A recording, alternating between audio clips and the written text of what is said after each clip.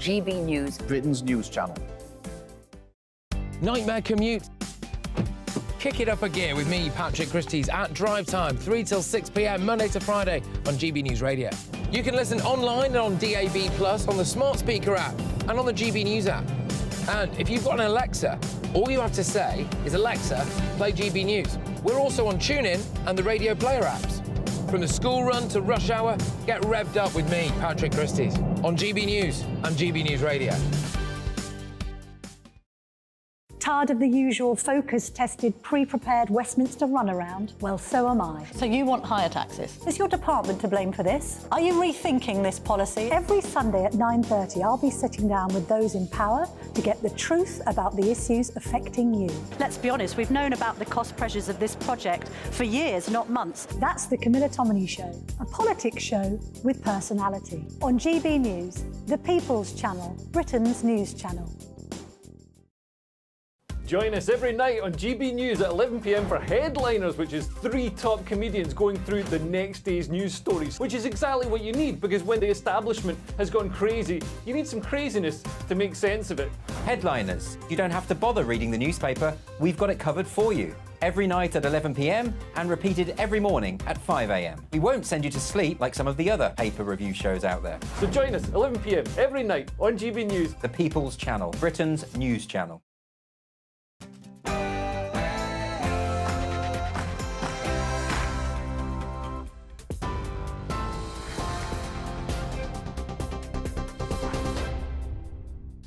Good evening to you. It's 7 o'clock. I'm Aaron Armstrong in the GB newsroom.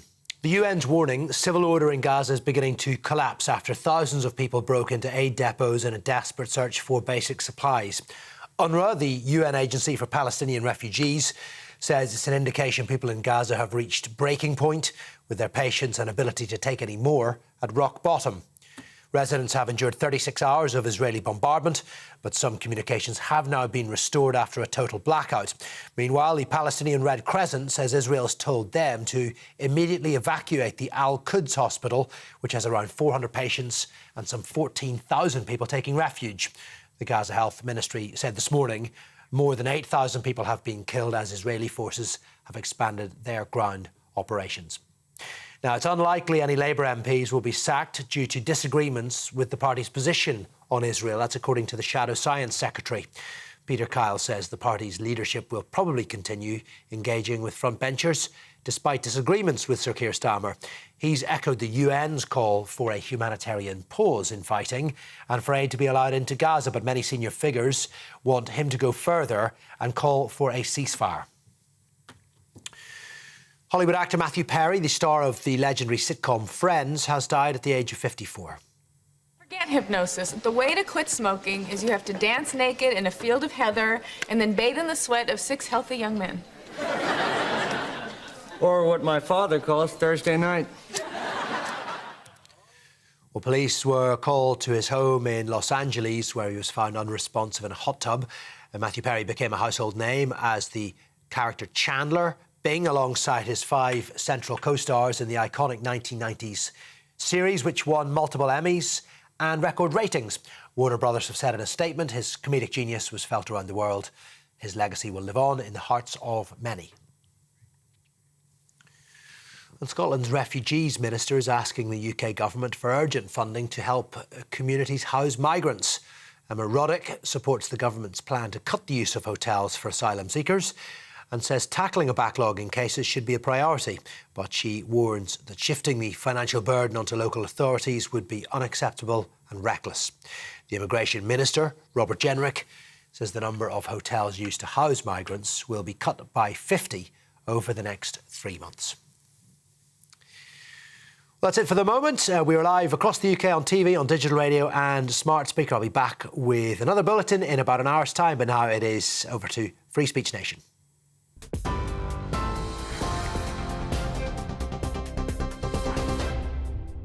I'm Andrew Doyle. I'm here at Church House in Westminster at the Battle of Ideas for this special edition of Free Speech Nation.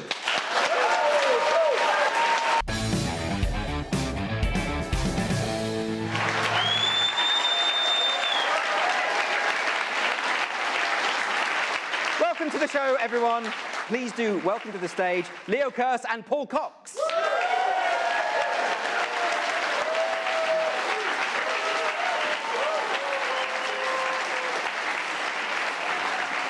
Thanks. Any exciting anecdotes from the week? Not really. I walked through a Palestinian protest on the way here. Oh, did you enjoy that? Not really. I forgot my yarmulke.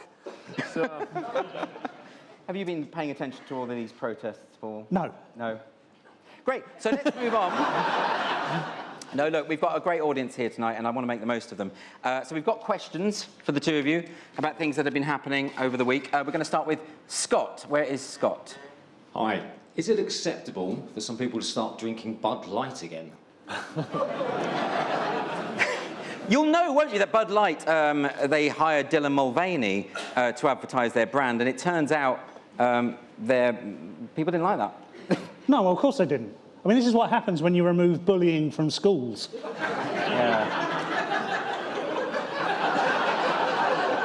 You essentially reach a point where a beer that is used to help sort of, low-earning alpha males relax Yes. is sponsored by a lady with a willy. Very delicately put. It reminds me a bit of the Gillette advert. Do you remember when they did a big advertising campaign attacking toxic masculinity? Just attacking men, basically. I could have told them that that's their core demographic. Yeah, and they lost millions, didn't they? They lost this is absolutely it, isn't it? Who is at the top of these businesses? Because there's only one goal of any business, and that's to make money. So there's got to be someone there who must be in that boardroom going, what are we doing? Yes. Well, I think the question from the gentleman there is to do with the U-turn that Bud Light. Do you know about this, Leo? Do you know what they've done? So, well, I thought it made more sense to have Dylan Mulvaney advertising it. I don't know if anybody's drunk Bud Light, but it's like 3%. You drink it, and you actually feel yourself getting soberer. It flushes the alcohol that's already in your blood out. And well, who have they got now to advertise? If anything, the only convincingly feminine thing that Dylan Mulvaney's ever done is drink Bud Light. So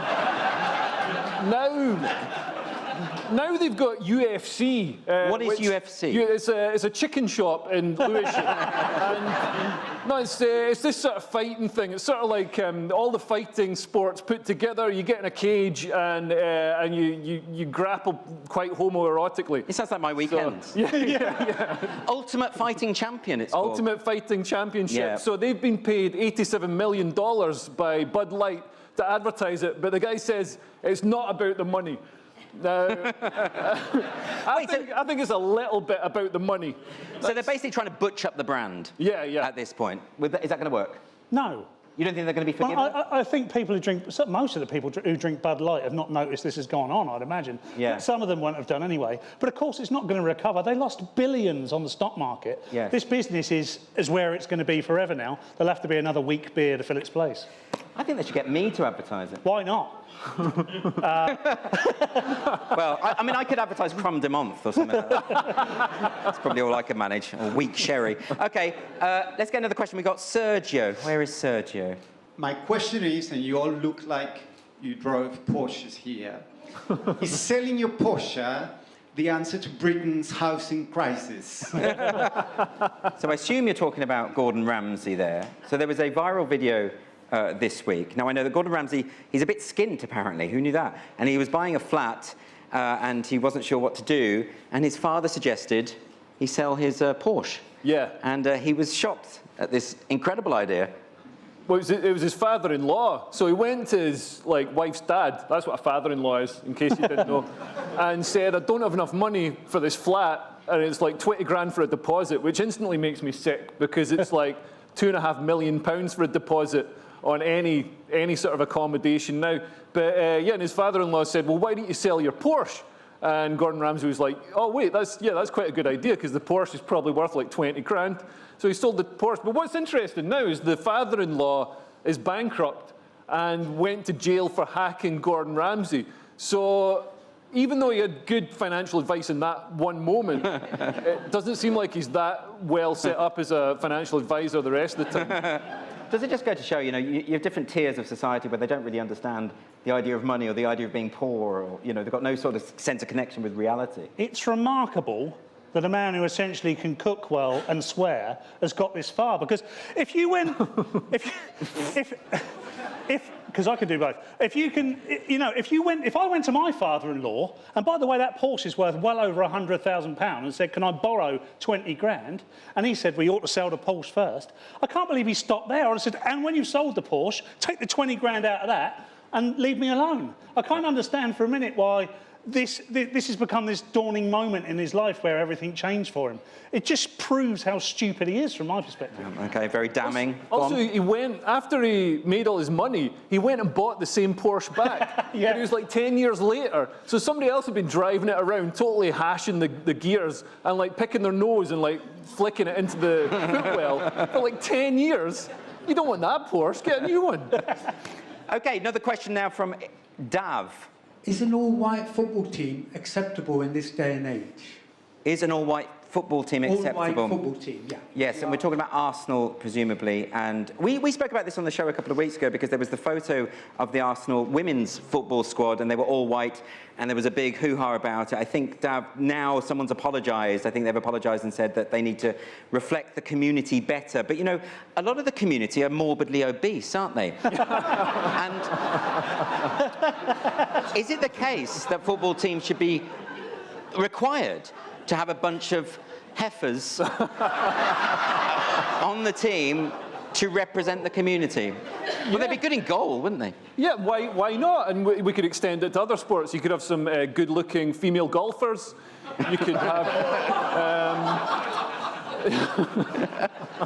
But look, should they be apologising for this? I mean, wasn't the whole point of sport? I mean, sport of all things really should be a meritocracy, shouldn't it? At that point. Yeah, and sport totally is, especially football. Football's traditionally been at the sort of the cutting edge of you know, providing opportunities to minorities. I don't know if anybody's seen the male teams. So you know, it's a bit unfair. I mean, and also like. People like Millwall fans get accused of being racist because they're white, working class and all the rest of it.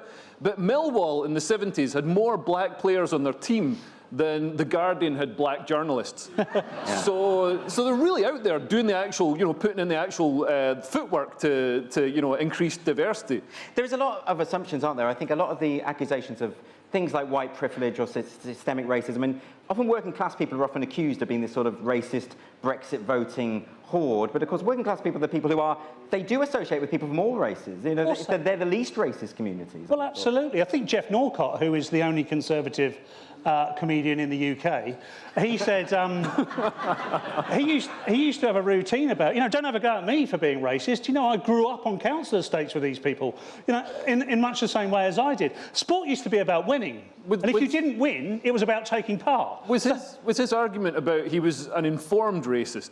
Yeah, exactly. Yeah, don't tell me how to be. No, it wasn't don't tell me how to be racist. It was don't tell me I'm a racist because I didn't associate with black people. I think what he's upset about is sort of very posh white celebrities berating everyone else for racism when they live in areas that are 99.9% white. Yeah. I think that's the point, isn't it? Yeah. We're going to move on to another question now from Rob. Where is Rob? I would like to know if the panel would trust the RAF if Carol Vorderman were flying the plane. So what's this about, Leo? Well, I wouldn't trust it if Carol Vorderman was flying the plane because she wouldn't be able to see over the cockpit, and also she can't fly. And those are two things you need. No, this is about... so Carol Vorderman is like the sort of mascot of an RAF squadron or something like that. And she's... The mascot? Something like that. I don't think that's what she is. I think she's not like Gordon the Gopher. I think... She's about the same size. Can we start calling her Carol Voldemort? Because I mean, I don't care what she tweets. Does anyone care what Carol Vorderman thinks? So it doesn't matter what she tweets. It really doesn't matter. I'm more worried that the RAF have made her an honorary group captain. Well, what's their thinking behind it? I don't know. Unless we go to war and we have to solve conundrums.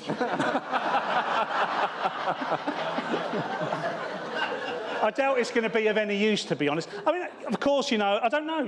Maybe they all watched Countdown and they thought she was lovely. Is it transferable skills? No, I haven't seen it so far. No. But, I mean, I think the whole point is no one should care what Carol Voldemort, and I'm sticking to it, tweets. I don't care what she tweets. I miss her when she just flogged loans to confused old people who recognised her from Countdown. But everyone's got a right to express their views online. I mean, I get annoyed sometimes when pop stars wade into major... Do you remember when Little Mix criticised the UK government for bombing Syria? And no, but it was worse than that, because they actually apologised to the people of Syria from the Little Mix Twitter account. And you just got to think, like, the people of Syria think, oh, thank God. Thank God Little Mix have got our backs. I just don't care what these people think about anything. No, it doesn't matter. I mean, I would never stop them. I mean, we're best to see it, aren't we? It's great for comedy when you've got people like Carol and Little Mix talking about serious matters. She's a bit of a shrill, really, isn't she? She just seems to be... She's not... Everything she says, all of her political opinions are route one. They're all very easy. Oh, I don't like the Tories. The Tories are bad. I don't like bad things. Bad things are bad. Oh, well done. And yet, mathematically, she can be very sophisticated. This is the problem again, isn't it? She's a wonderful mathematician. Well, that's all we've got time for in this section, but do join us after the break when I'm going to be talking to GB News' own Neil Oliver.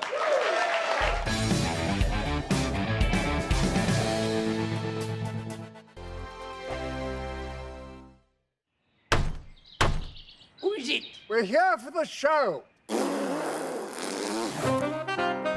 More energy this time! Welcome to the Dinosaur Hour. I was married to a therapist. And you survived? I thought we were getting Hugh Laurie. Second best. You interviewed Saddam Hussein. What's that like? I was terrified. I'm playing strip poker with these three. Oh! No, thank you. My CDs need to be put in alphabetical order. Are you going to be problematic again? The Dinosaur Hour. Sundays at 9 on GB News. What you get for breakfast is something that, if we do our jobs right, you will wake up to news that you didn't know the night before. It's a conversation. It's not just me and Eamon. We want to get to know you, and we want you to get to know us. From 6, it's Breakfast with Eamon and Isabel. Monday to Thursdays on GB News. Britain's news channel. People in Britain, they love free speech, but they also love fair play. I don't care if I'm speaking somebody from a trade union, from the Labour Party, somebody from the SNP. And I think the viewers like to see that actually we can challenge one another, but in a positive way.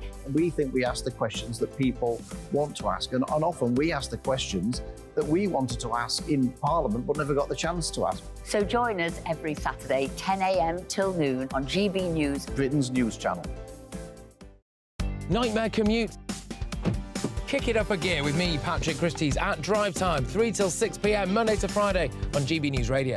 You can listen online and on DAB+, on the smart speaker app and on the GB News app. And if you've got an Alexa, all you have to say is, Alexa, play GB News. We're also on TuneIn and the Radio Player apps. From the school run to rush hour, get revved up with me, Patrick Christie's, on GB News and GB News Radio. Tired of the usual focus-tested, pre-prepared Westminster runaround? Well, so am I. So you want higher taxes? Is your department to blame for this? Are you rethinking this policy? Every Sunday at 9:30, I'll be sitting down with those in power to get the truth about the issues affecting you. Let's be honest, we've known about the cost pressures of this project for years, not months. That's the Camilla Tominey Show, a politics show with personality. On GB News, the People's Channel, Britain's news channel. Join us every night on GB News at 11 p.m. for Headliners, which is 3 top comedians going through the next day's news stories, which is exactly what you need, because when the establishment has gone crazy, you need some craziness to make sense of it. Headliners. You don't have to bother reading the newspaper. We've got it covered for you. Every night at 11 p.m. and repeated every morning at 5 a.m. We won't send you to sleep like some of the other paper review shows out there. So join us 11 p.m. every night on GB News. The People's Channel, Britain's news channel. So I'm here at the Battle of Ideas at Church House in Westminster. As you can see, there's quite a big gathering here to debate the major issues of the day. If you follow me, we'll go into one of the venues. So as you can see from what's going on, there's lots of people around. It's very busy. It's always busy here. But there's these various stalls around as well of various people doing various things. And this is Helen Joyce. Helen, do you mind if I catch you? Oh, lovely to talk to you, Andrew, always. How are you? I'm very well. I'm getting over the filia flu from 2 weeks ago. All the feminists up in Glasgow, I'd say half of us came home unable to speak and dying. They could have got gender self-ID through that week if they had tried, because, you know, half of feminist Britain was in its bed. You may have noticed, Andrew, that we're mammals and we come in two sexes. And mostly that doesn't much matter, but sometimes it does matter, and when it matters, it's sex that matters. So what we're about is about clarity about sex in law and everyday life. And if you don't have that clarity, it is women and children who suffer. Quite a lot of crowds we're going to have to wade through. This is Simon Fanshawe. Hello, Simon. Hello, Andrew Doyle. I'm very excited, and my day is vastly improved by saying hello to you. He's such a flatterer. This could be quite hazardous. There are steps here, so do be careful. The Battle of Ideas is such an incredible event. It's busier this year than I've ever seen it. Indeed. So clearly, there's an appetite. You got something to do that, didn't you? Did I? Well, you think they're here to see me? I think that's... Touch the hem of your garment. Well, I think that's very flattering, but almost certainly not true. Why do you think it's becoming more and more popular year on, year out? Well, because the world's gone mad, and it's always good to be in a place where, A, you've got a bit of common sense being spoken, and secondly, that we're actually coming to terms with all the various aspects of that madness and trying to put some rationale behind it, so really trying to work out what's going on in the world. Oh, look who it is. It's Cressida Wetton from TV's Headliners. So it is. Imagine that. Yeah, I'm having a lovely day. Yeah. Are you on any of the panels today? Tomorrow, yeah. In defence of drag. Of drag? Yes, yeah. Okay, will you be in drag for that? I won't be, but then again, we're all in drag to some extent. No, I don't know. I've had a great week watching loads of drag. I think I'm pro. What sandwich have you got? This is smoked salmon and cream cheese. I have to say, I think the catering is pretty good here. You know? To find out. Yeah. I mean, let's face it, this is a fire hazard, but it's all right. David, why have you come to the Battle of Ideas? I'm a trainee clinical psychologist on a course, and I find that free speech isn't something that's celebrated there as much as I'd like it to be. Do you want to tell people what LGB Alliance is all about? Yeah, LGB Alliance is a charity focusing on the rights of gay men, lesbians and bisexuals on the basis of sexual orientation. I've come to the Battle of Ideas to listen to what people who have specialist knowledge on the controversies that are happening right now. James, do you want to tell people why you're here? Well, because I'm an admirer, a fan, because I'd like to be as funny as you. Oh, blimey. Okay, I've got competition. What do you make of the Battle of Ideas, James? Well, controversy is a good thing. We need more of it. You know, out of heat, light. And my next guest is GB News' own Neil Oliver.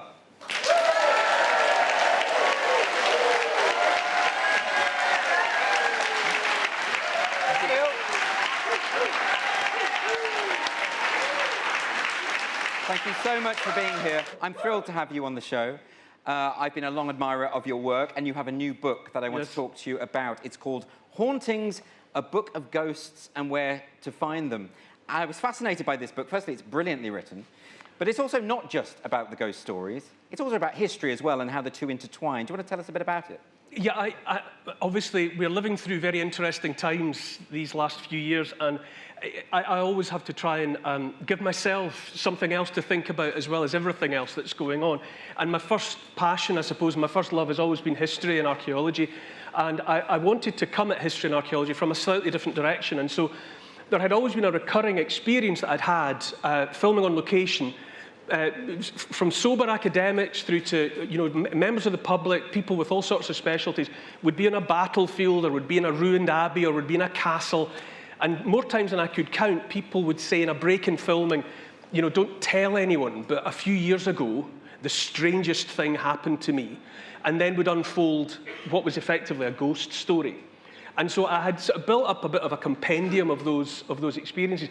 And more than anything else, I just became determined to consider what it is in human nature that means that we've shared these kinds of stories and experiences with one another for thousands of years. Well, I want to read a quotation from the book itself. You say, "Scratch the surface of our publicly stated beliefs, and we may find ourselves privately admitting to times in our own lives when logic and reason said one thing, while our gut said another." It does seem to me that even if you are a complete atheist and you have no belief whatsoever in the supernatural, there are moments in life where we experience what we might call the numinous, something that connects us to something outside of ourselves. This is a universal experience, isn't it?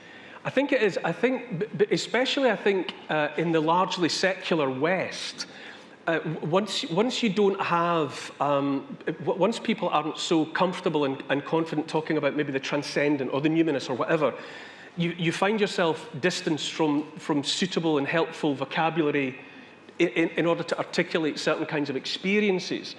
But I think there's no denying that most people, even people who would be avowed atheists, people who would say they don't have any belief in anything beyond the here and now, and you're born, you die, most people have experiences, have a sense in a place every now and again of something that's inexplicable, perhaps makes them feel insignificant in the scheme of things, and they perhaps get a sense of something strange.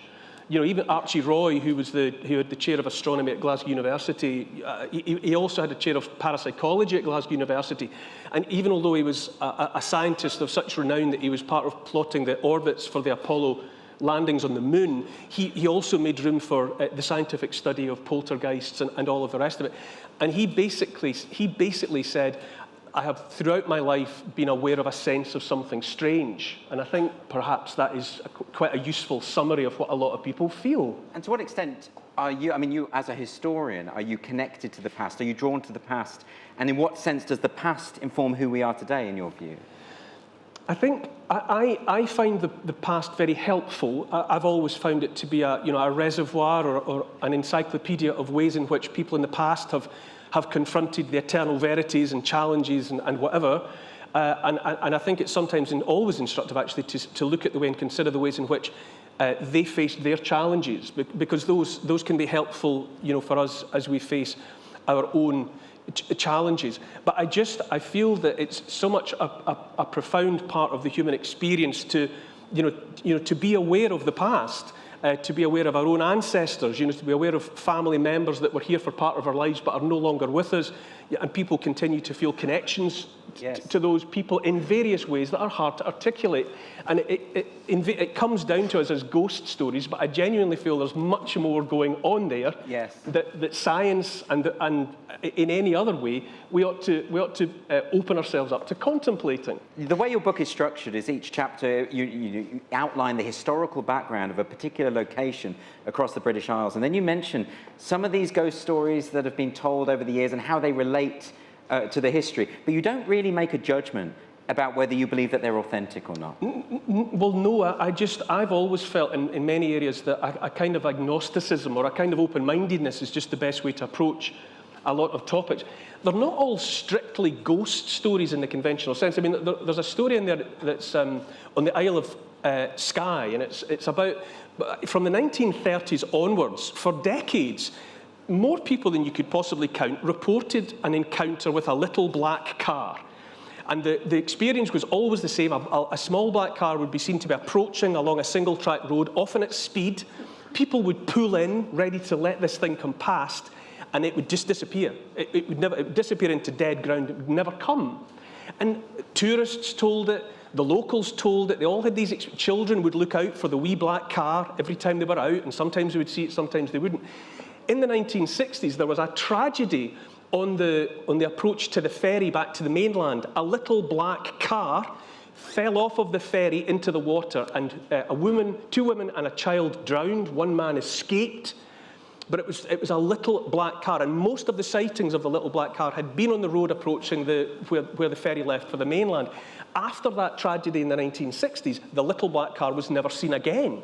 That phenomenon stopped, although it had been well spoken about for decades, and it stopped. And you think, what is that? That's not a ghost story. No. That seems to be some kind of collective shared premonition, that once the event that had been the premonition, or a version of it, actually unfolded in real time in the real world, it was gone. Absolutely fascinating. And how do you make sense of that? Because not all of these people were lying, even if you assume that some of them were. Yes. A lot of these people were having an encounter that they couldn't explain any other way. But that's interesting, isn't it? We assume that people are making it up. There's a story here about Sandwood Bay where you talk about someone who saw a mermaid.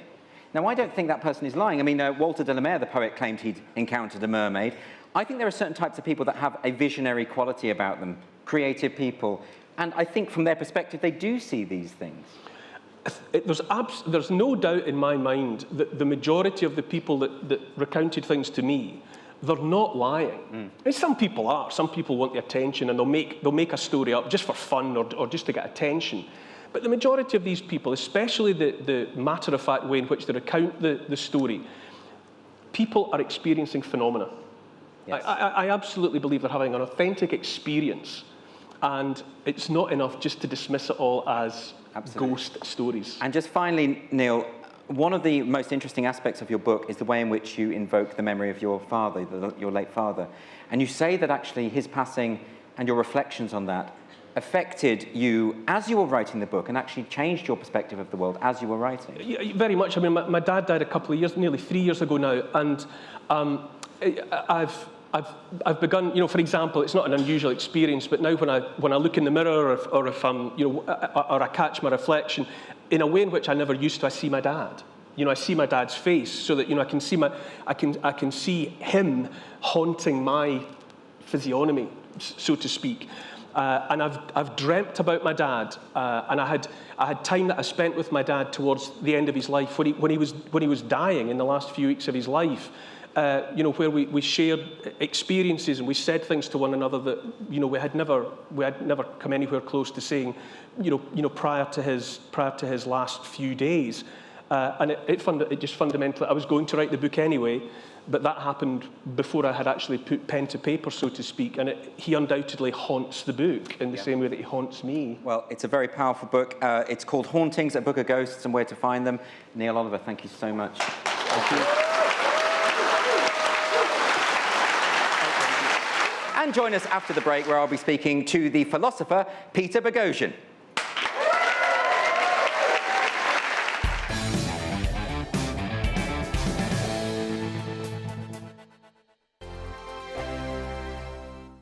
I'm Andrew Doyle. Join me at 7 o'clock every Sunday night for Free Speech Nation, the show where I tackle the week's biggest stories in politics and current affairs with the help of my 2 comedian panellists and a variety of special guests. Free Speech Nation, Sunday nights from 7 on GB News, the People's Channel, Britain's news channel.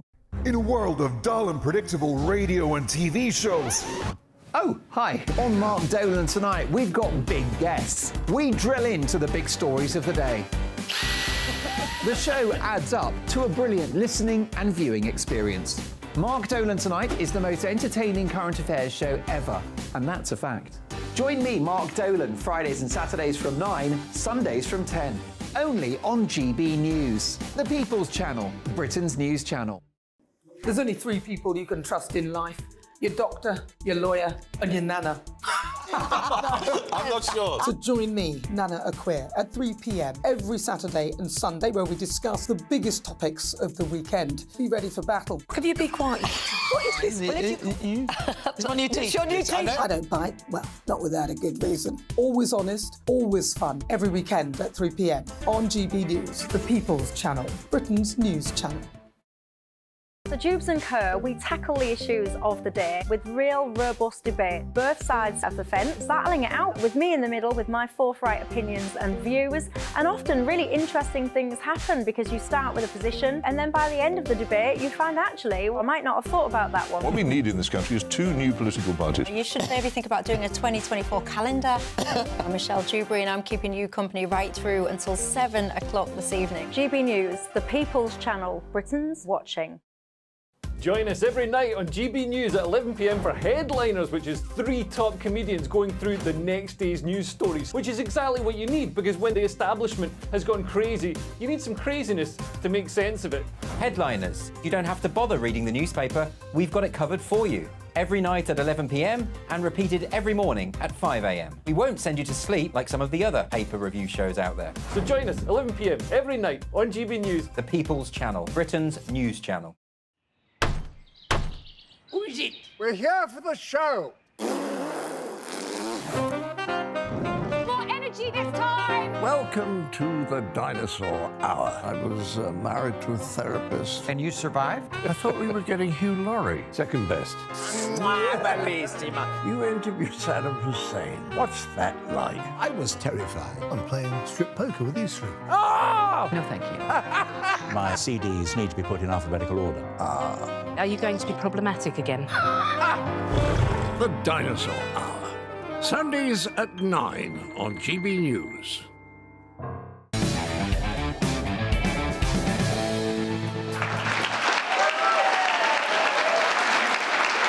Welcome back to Free Speech Nation with me, Andrew Doyle. I'm delighted to welcome my next guest, the American writer and philosopher, Peter Boghossian.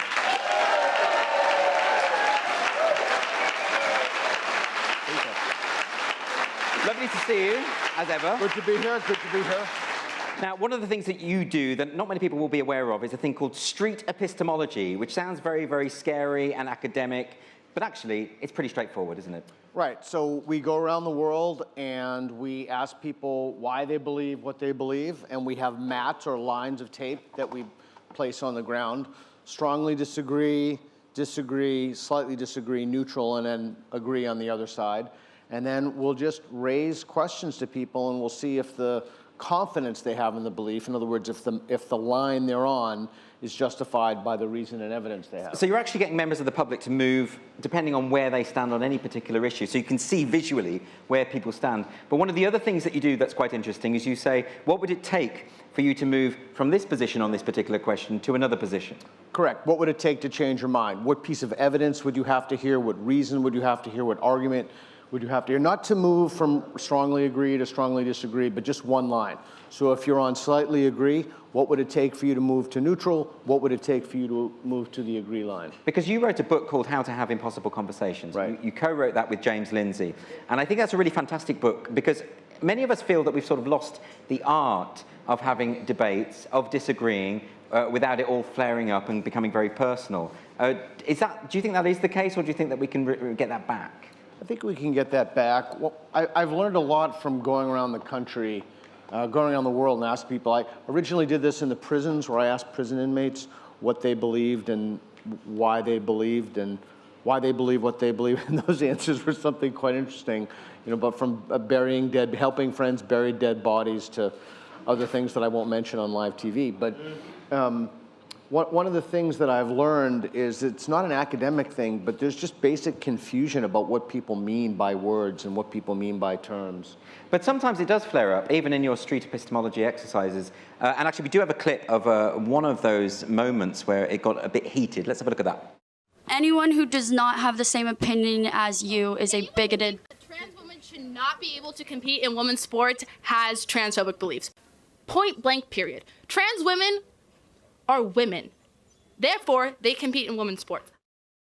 Yes, it does get heated, yes. People do get upset, quite clearly. I mean, you do deal with some of the more sensitive topics. Now, are you doing that deliberately, precisely because no one's having the debates? So the academies have failed us, the institutions have failed us, legacy media has failed us, so we need to take it out of the academy and bring it to the streets. So we need to give people these tools for how to have a conversation across a divide, to how to calibrate what they believe to the evidence. Okay, so hang on a minute, because I want to explore that a little bit more. You're talking about how the academy has failed us when it comes to these issues. Are you saying that people in higher education are just simply not having the debates anymore?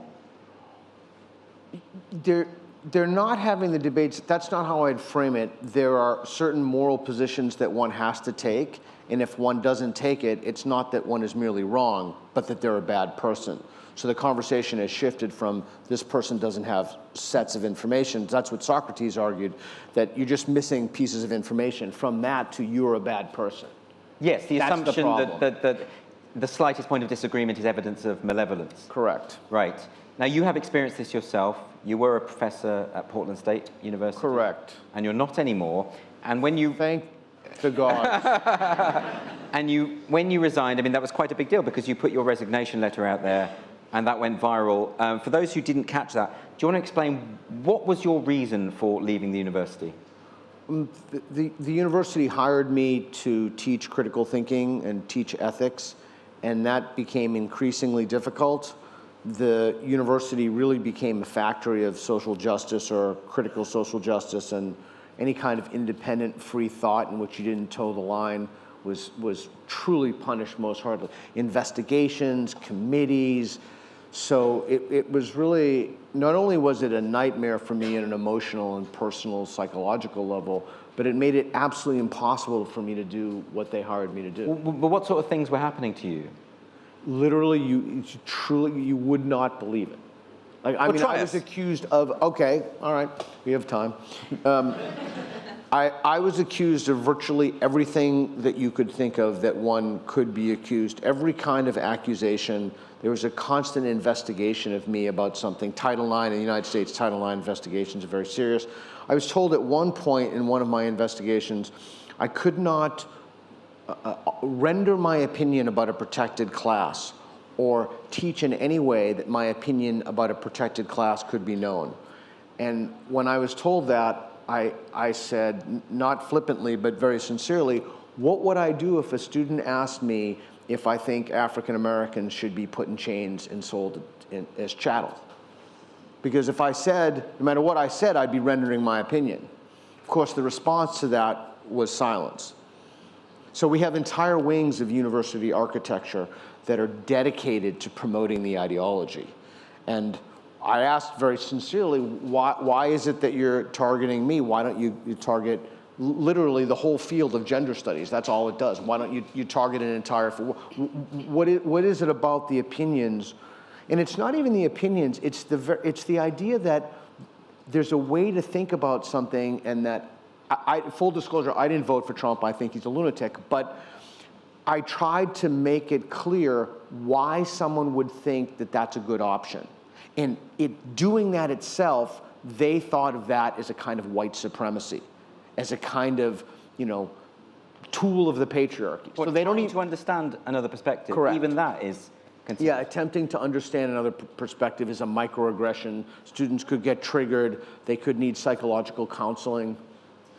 I'm surprised you lasted as long as you did. I'm surprised too. Yeah, I'm surprised too, but frankly, the healthcare was terrific. That's one of the main reasons I stayed. But isn't innovation and discovery partly about free thinking and bucking the trend? I mean, where would someone like Galileo end up in today's system? Okay, but I'm going to argue as somebody who believes this. I think that what I'm about to say is just truly deranged, but I'm going to say it anyway. Okay. That's not the purpose of the institution. The purpose of the institution is to remediate oppression. Is to find oppression, is to give people tools so that they can identify racism, sexism, homophobia, and we're going to train generations of people so that we can disrupt and dismantle the existing architecture. But then that's not a university, that's a training ground for activists. That's right. You can look at it as a kind of Marxist ideological training or a Catholic catechism. So then what do we do about it? Because ultimately we have this situation where we know that most universities now are ideologically captured. Correct. Or at least effectively train students to think in a certain way. In other words, they are factories of conformism, right, which is the opposite of what they should be there for. So how do we, on a practical level, how do we change things? There are only two solutions. Before I tell you those, I want to offer you something to think about. Think about training for a fight. If you're training for a fight, you would be far better off looking at a wall socket for 60 minutes than you would be to train in such a way as to increase the likelihood that you'd lose a fight. So for example, to put your arms down here when someone could just punch you in the head. So you'd be better off doing literally nothing. Similarly, with our academic institutions, you'd be better off you'd be better off looking at a door for 60 minutes or for 4 years. You actually save yourself a ton of money too. You'd be better off looking at a door than you would be to learn a process that would take you away from reality. So there are only two options. There are only two things. I'll tell you what I believe, but that's just my opinion. You can make your own decision. One, we fix the existing universities. I personally don't believe that's possible. People are trying to do that in the United States. Governor DeSantis is trying to do that in Florida. I personally don't think that's possible, but that's one response. The other one is what I believe is you have to build new things. You have to have a kind of parallel structure in place so that you have academic institutions, for example, that value truth, and then you have those that value social justice or oppression or what have you, and then we can let those compete in a broader marketplace. The problem is that the very governing structures and institutions, for example, accreditation boards, they all participate in the ideology. So you'd have to have some way that those institutions could opt out, and then students could be given a choice of what kind of education they want to have. Okay, Peter, that's very clear. I hope that we're able to do that in some way. I hope so. Peter Boghossian, thanks so much for joining me. Thank you. And do join us after the break when I'll be speaking to Australian academic Holly Lawford-Smith.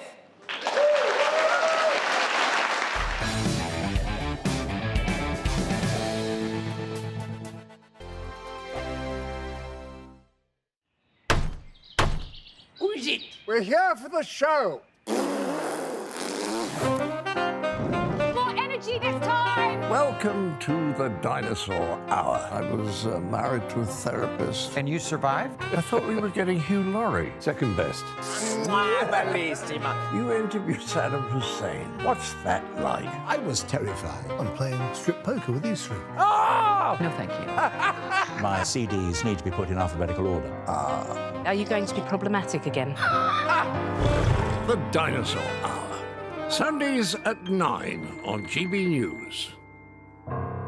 Tired of the usual focus-tested, pre-prepared Westminster runaround? Well, so am I. So you want higher taxes? Is your department to blame for this? Are you rethinking this policy? Every Sunday at 9:30, I'll be sitting down with those in power to get the truth about the issues affecting you. Let's be honest, we've known about the cost pressures of this project for years, not months. That's the Camilla Tominey Show, a politics show with personality. On GB News, the People's Channel, Britain's news channel.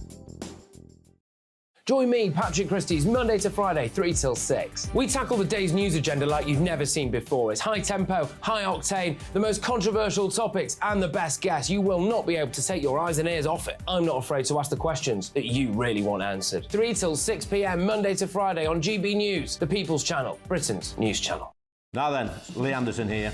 Join me on GB News on my show, The Real World, every Friday at 7 p.m. I'm not eating bloody cat. Are you Delicious. mental? Open your mouth. OK, here comes a train. Reminds me of the scene in Singing in the Rain. Adam, is that a good one? Whoa! Join me at 7 on GB News, Britain's news channel. I'm Andrew Doyle. Join me at 7 o'clock every Sunday night for Free Speech Nation, the show where I tackle the week's biggest stories in politics and current affairs with the help of my 2 comedian panellists and a variety of special guests. Free Speech Nation, Sunday nights from 7 on GB News, the People's Channel, Britain's news channel. GB News, unlike other broadcasters, isn't obsessed with the London-Westminster bubble. We think there's a nation beyond the M25, and that's why we talk about the issues that matter across the land. Join me on State of the Nation, 8 to 9 o'clock, Monday to Thursday, on GB News. Daisy's listening, and you should too. In a world of dull and predictable radio and TV shows, Oh, hi. On Mark Dolan tonight, we've got big guests. We drill into the big stories of the day. The show adds up to a brilliant listening and viewing experience. Mark Dolan Tonight is the most entertaining current affairs show ever, and that's a fact. Join me, Mark Dolan, Fridays and Saturdays from 9, Sundays from 10. Only on GB News, the People's Channel, Britain's news channel.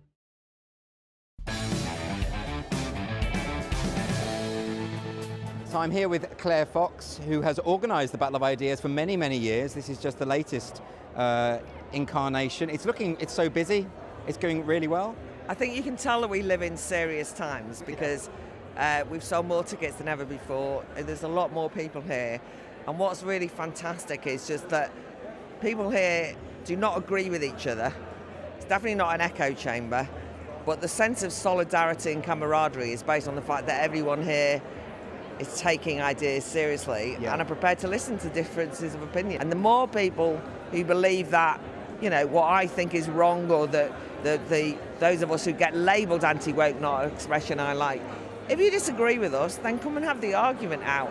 I want to improve the level of political discourse in this country, and I can't do that by going into groupthink. So, you know, come along, let's have it out. Hi Maya.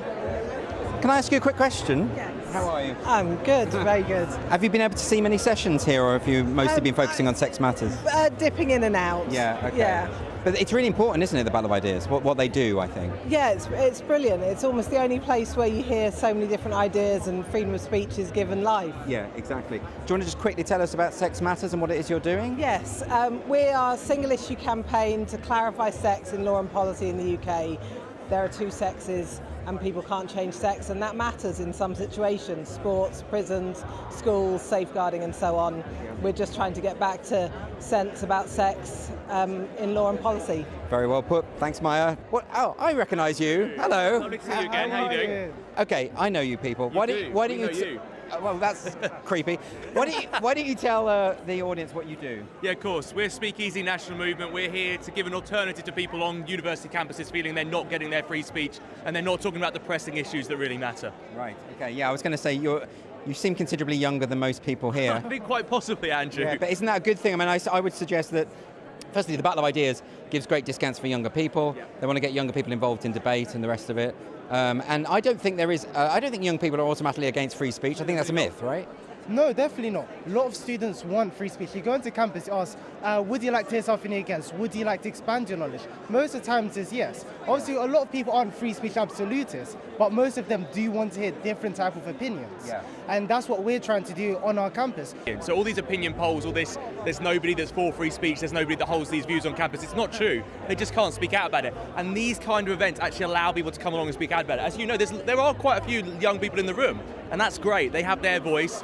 And young people are going to be our future, and the future is not as dark as some people might feel here. So we're here to show you there are young people that actually have common sense. Great, thank you very much. Thank you. Welcome back to Free Speech Nation. My next guest is an Australian academic. She is the author of a new book called Sex Matters. Please welcome Holly Lawford-Smith.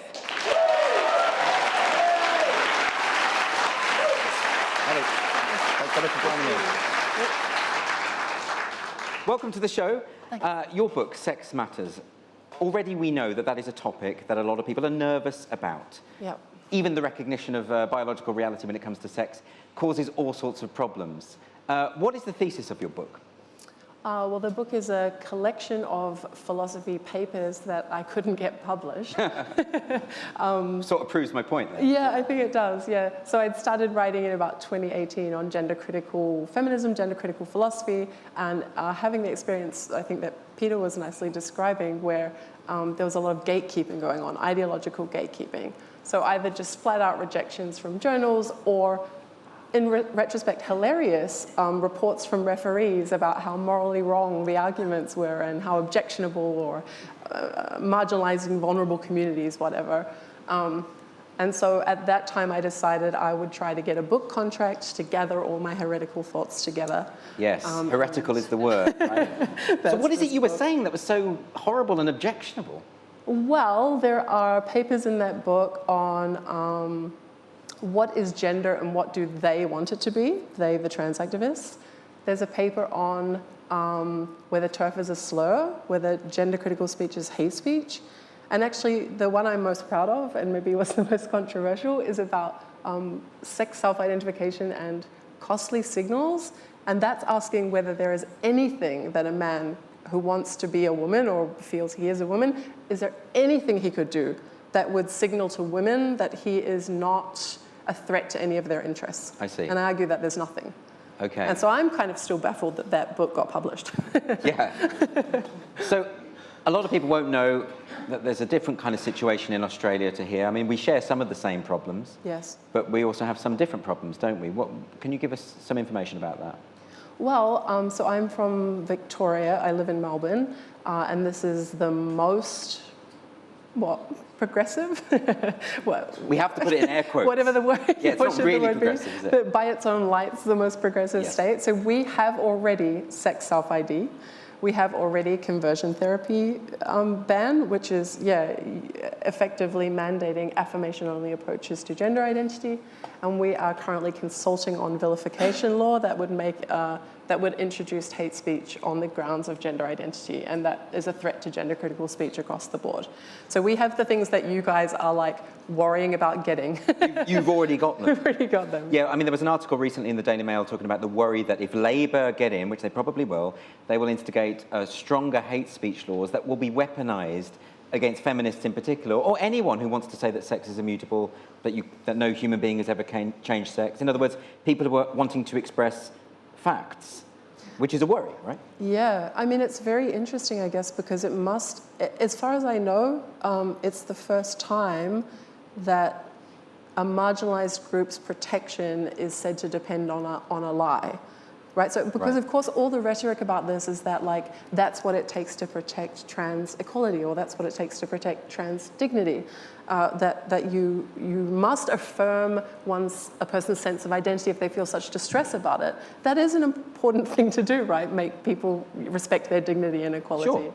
But I can't think of any other case in history where a minority group's inclusion has depended on the social going along with this falsehood. But there are precedents in history where certain metaphysical beliefs have been forced onto a population as a whole. Yes. And I think that's sort of what's happening here. You know, if there are a contingent of people who believe that they have a gendered soul, a kind of essence, most of us don't believe that. Most of us don't have a gender identity or believe in a gender identity. Right.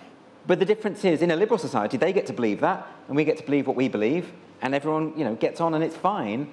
But now we're saying that everyone has to go along with that belief. I think that's the distinction, probably, isn't it? Yeah, although again, I mean, there must be some historians that could speak to this point. Like, I'm just thinking throughout history, it must be that things are often cloaked in the rhetoric of incredible harm, and it's just a new truth, but this is how to protect the vulnerable. And then there's a sort of reckoning over time that, no, okay, that's actually a system of ideas. Yes. And then we quarantine it off and we have mutual toleration. If I'm right that that's how it usually goes, then this is just another one where it's like, oh no, it's just about a minority group and harm. But eventually it'll be like, oh no, that was just a weird set of metaphysical commitments. I mean, I often invite trans activists onto the show and they never agree to come on. So firstly, there's the issue of they won't agree to talk to me. Yes. But secondly, so many of the books and articles I've read by the activists, they start from the concept that any disagreement is a form of hate. Yes. And they also intuit what is going on in their detractors' minds. Yep. So they decide, for instance, I mean, I've met a lot of gender-critical feminists. I've never met any hateful gender-critical feminists. I've never met any gender-critical feminists who just hate trans people. That, from what I can see, that doesn't really exist. But they say that all gender-critical feminists are inherently hateful. So are they not just mind-reading on a great scale?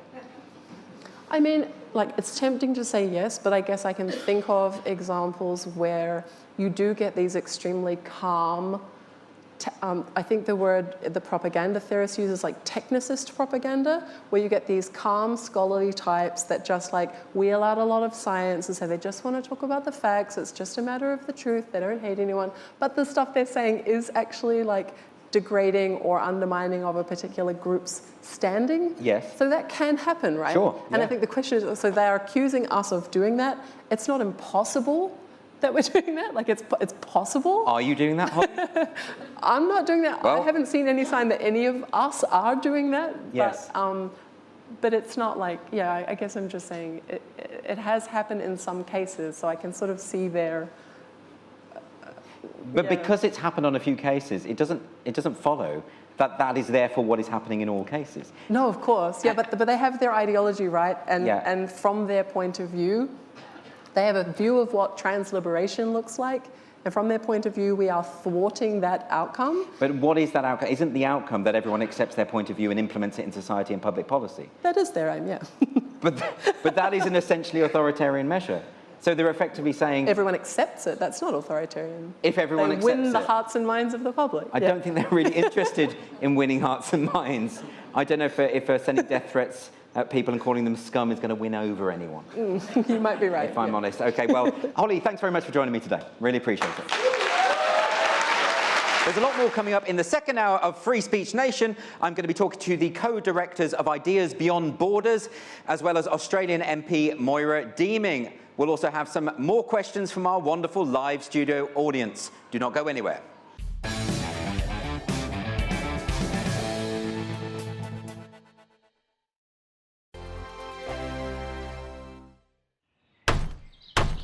Who is it? We're here for the show. More energy this time! Welcome to the dinosaur hour. I was married to a therapist. And you survived? I thought we were getting Hugh Laurie. Second best. You interviewed Saddam Hussein. What's that like? I was terrified. I'm playing strip poker with these three. Ah! No, thank you. My CDs need to be put in alphabetical order. Are you going to be problematic again? The dinosaur hour. Sundays at 9 on GB News. What you get for breakfast is something that, if we do our jobs right, you will wake up to news that you didn't know the night before. It's a conversation. It's not just me and Eamon. We want to get to know you, and we want you to get to know us. From 6, it's Breakfast with Eamon and Isabel. Monday to Thursdays on GB News. Britain's news channel. People in Britain, they love free speech, but they also love fair play. I don't care if I'm speaking somebody from a trade union, from the Labour Party, somebody from the SNP. And I think the viewers like to see that actually we can challenge one another, but in a positive way. We think we ask the questions that people want to ask, and often we ask the questions that we wanted to ask in Parliament but never got the chance to ask. So join us every Saturday, 10 a.m. till noon on GB News, Britain's news channel. Nightmare commute. Kick it up a gear with me, Patrick Christie's, at drive time, 3 till 6 p.m, Monday to Friday on GB News Radio. You can listen online and on DAB+, on the smart speaker app, and on the GB News app. And if you've got an Alexa, all you have to say is, Alexa, play GB News. We're also on TuneIn and the Radio Player apps. From the school run to rush hour, get revved up with me, Patrick Christie's, on GB News and GB News Radio. Tired of the usual focus-tested, pre-prepared Westminster runaround? Well, so am I. So you want higher taxes? Is your department to blame for this? Are you rethinking this policy? Every Sunday at 9:30, I'll be sitting down with those in power to get the truth about the issues affecting you. Let's be honest, we've known about the cost pressures of this project for years, not months. That's the Camilla Tominey Show, a politics show with personality. On GB News, the People's Channel, Britain's news channel. Join us every night on GB News at 11 p.m. for Headliners, which is 3 top comedians going through the next day's news stories, which is exactly what you need, because when the establishment has gone crazy, you need some craziness to make sense of it. Headliners. You don't have to bother reading the newspaper. We've got it covered for you. Every night at 11 p.m. and repeated every morning at 5 a.m. We won't send you to sleep like some of the other paper review shows out there. So join us 11 p.m. every night on GB News. The People's Channel, Britain's news channel.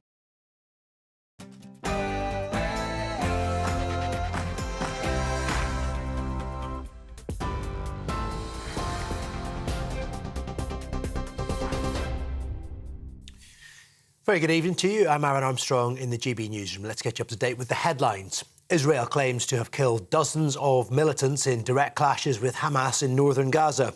The Israeli military says the Hamas fighters were killed leaving a tunnel near the Erez crossing, which previously linked Gaza to Israel. Now, the IDF says it's been massively bombarding Gaza from the air to ensure the safety of its ground forces and to eliminate what it calls terrorist infrastructure. The Prime Minister, Benjamin Netanyahu, has called this the second phase of a 3-week-old war. Meanwhile, the United Nations is warning civil order in Gaza is beginning to collapse after thousands of people broke into aid depots in a desperate search for basic supplies. UNRWA, the UN Agency for Palestinian Refugees, says it's an indication people in Gaza have reached breaking point with their patience and ability to take any more, which is at rock bottom. Residents have endured 36 hours of Israeli bombardments, but some communications have now been restored after a total blackout. Meanwhile, the Palestinian Red Crescent says Israel's told them to immediately evacuate the Al-Quds hospital, which has around 400 patients and 14,000 people taking refuge. 8,000 people have been killed as Israeli forces have expanded their ground operation. Now, it's unlikely any Labour MPs will be sacked because of disagreements with the party's position on Israel. That's according to the Shadow Science Secretary. Peter Kyle says the party's leadership will probably continue engaging with frontbenchers, despite disagreements with Sir Keir Starmer. He's echoed the UN's calls for a humanitarian pause in fighting and for aid to be allowed into Gaza, but many senior figures want him to go further and back a ceasefire. Matthew Perry's family have said they're heartbroken following the tragic loss of their son at the age of 54. Forget hypnosis. The way to quit smoking is you have to dance naked in a field of heather and then bathe in the sweat of 6 healthy young men. Or what my father calls Thursday night. Well, the Hollywood actor star of the sitcom Friends was found by police at his home in an apparent drowning. He became a household name as Chandler Bing acting alongside his 5 central co-stars in the iconic 1990 show. In a statement, his family have said Matthew brought so much joy to the world, both as an actor and a friend. You all meant so much to him, they said, and we appreciate the tremendous outpouring of love.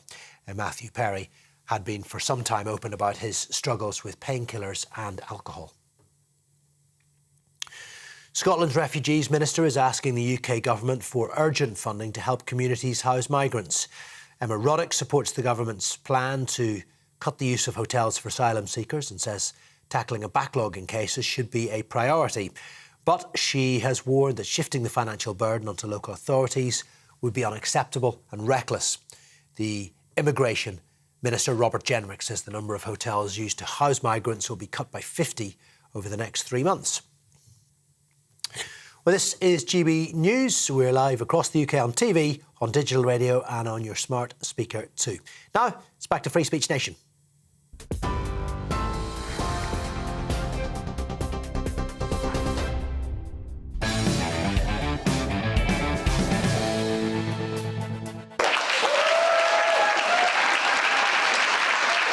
Welcome back to this special edition of Free Speech Nation, coming live from Church House in Westminster, the Battle of Ideas. I'm thrilled to welcome my next guests from Ideas Beyond Borders, co-directors Melissa Chen and Faisal Al-Matir.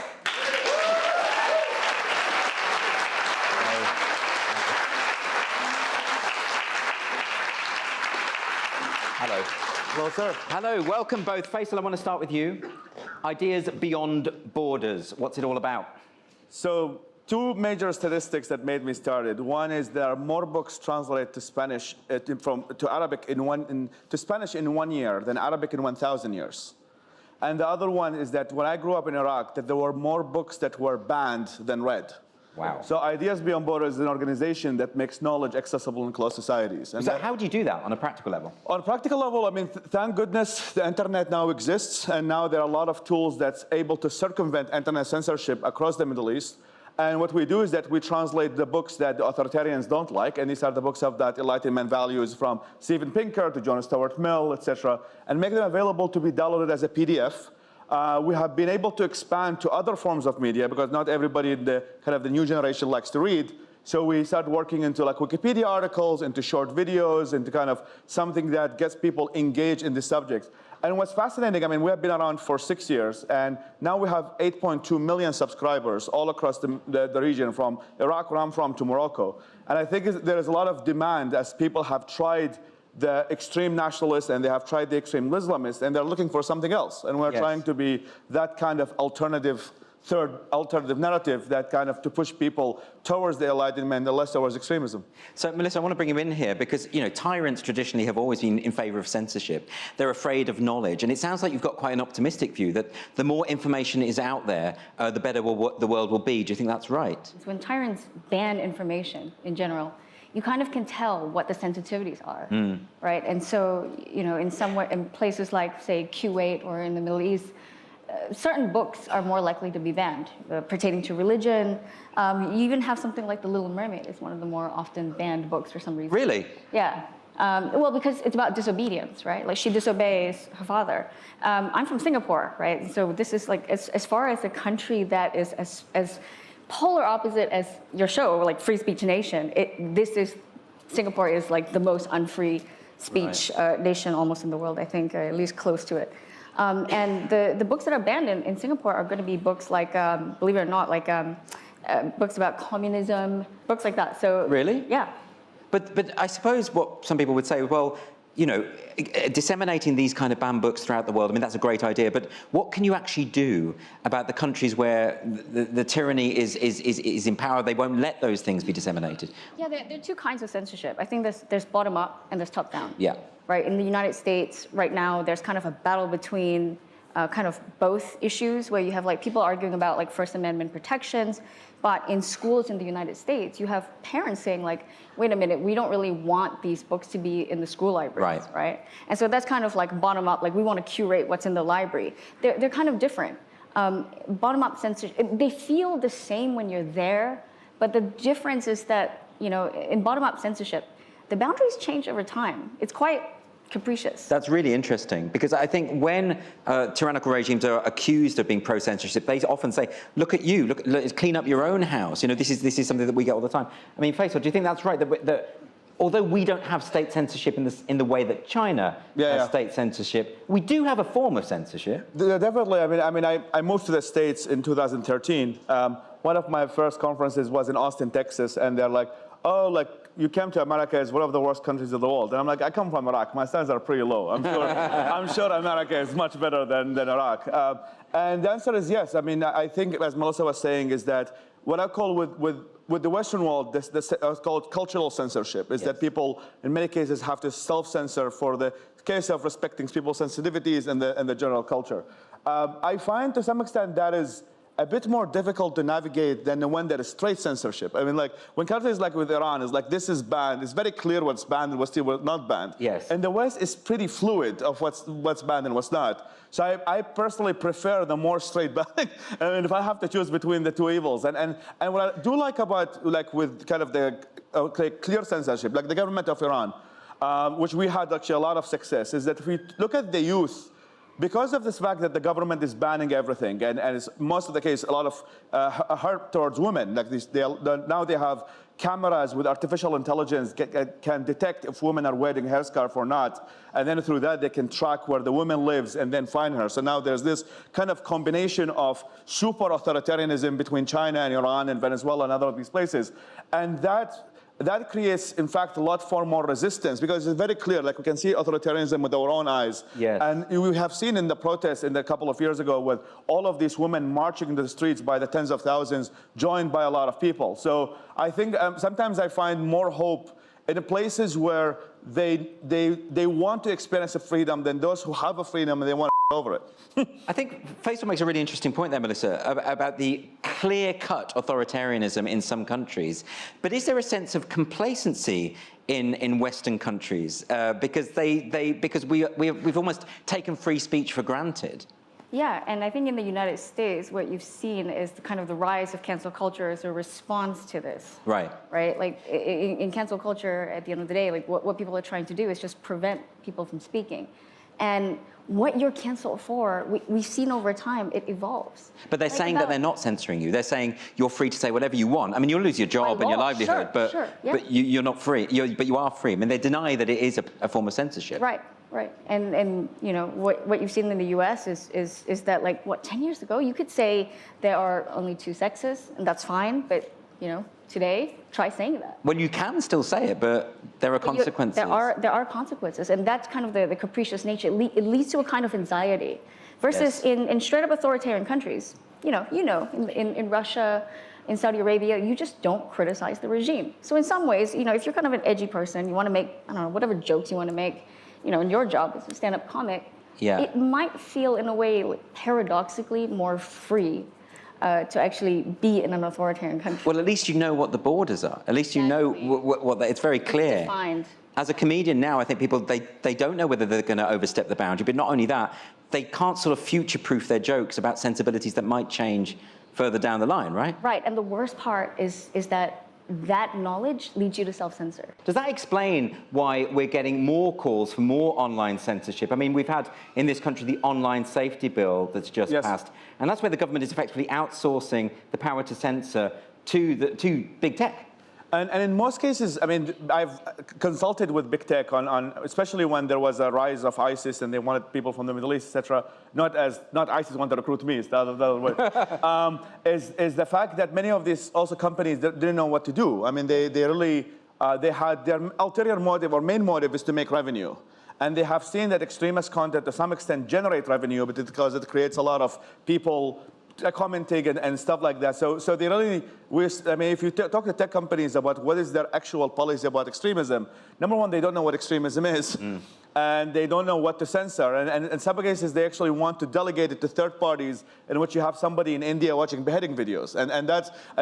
There's a lot of stories you can see at Wired and all of these kind of magazines in which they really outsource the countries in Africa and Southeast Asia and South Asia to like see all the ugly things on the internet and tell them like, you deal with it, you figure out a way whether you see what's bad and what's not bad. Yes. So I mean, I'm obviously more in the favor of trying to give less power to the government and what more, because we have seen, I mean, even we're seeing now with countries like Turkey, they used to have a lot of freedom of speech, but then slowly but surely it became, oh, it's about national security, then it's about protecting minorities, and then it's about this and that, and then eventually you end up with nothing to say. Yeah. We're seeing already some of that being applied in some countries in the West in the name of protecting social cohesion, in the name of protecting national security, and these are like the buzzwords, because it's hard to like argue against national security, right? It's not like, oh, I want more things to blow up. I mean, nobody's gonna make an argument against national security. So the government generally wants to take more power, and they will try to make as good argument as possible to try to censor as many people as possible. And we're seeing it in Hungary, we're seeing it in Poland, in many other places out Europe. Finally, Melissa, because we don't have much time, I just want to ask you about the American perspective. Does anyone really believe in free speech? Because it's become a kind of, people say it's a left-right issue, and people have accused people on the left, activists, of trying to amend the First Amendment so that hate speech is not protected, for example, but of course that means whatever they want it to mean. And then a lot of people accusing people on the right, conservatives, taking books off library shelves, etc., and that kind of thing. Is it just the case that whoever's in power is going to want to censor according to their own worldview? It's tempting, but let's be honest. I mean, you know, who does the library bans affect? I mean, it's like the 3 Asian kids are still going to the libraries, right? Versus like when you have like estates, entire like Dr. Seuss estates saying like, oh, we don't want to publish this book because we don't want to offend minorities. Or I think there was something like fat phobic in one of the Dr. Seuss books, right? Like he was notoriously fat phobic. Right. Yeah. So, but something like that. Yeah. You know, the impact of that kind of censorship is what, I don't know, 50-fold at least. But you're especially seeing that now with Palestine, Israel.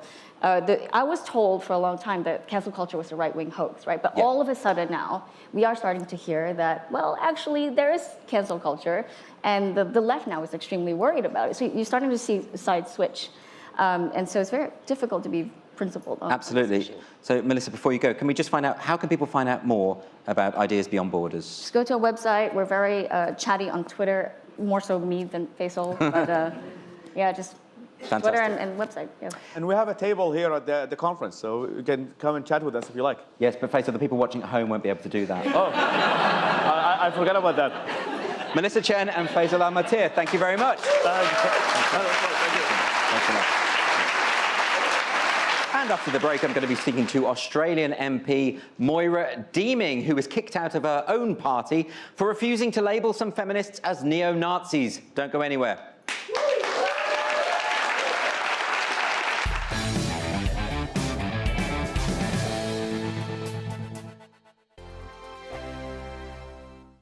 I'm Andrew Doyle.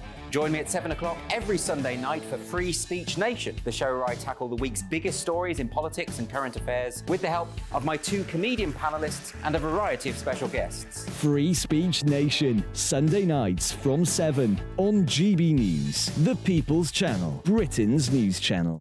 In a world of dull and predictable radio and TV shows. Oh, hi. On Mark Dolan tonight, we've got big guests. We drill into the big stories of the day. The show adds up to a brilliant listening and viewing experience. Mark Dolan Tonight is the most entertaining current affairs show ever, and that's a fact. Join me, Mark Dolan, Fridays and Saturdays from 9, Sundays from 10. Only on GB News, the People's Channel, Britain's news channel. There's only 3 people you can trust in life. Your doctor, your lawyer, and your nana.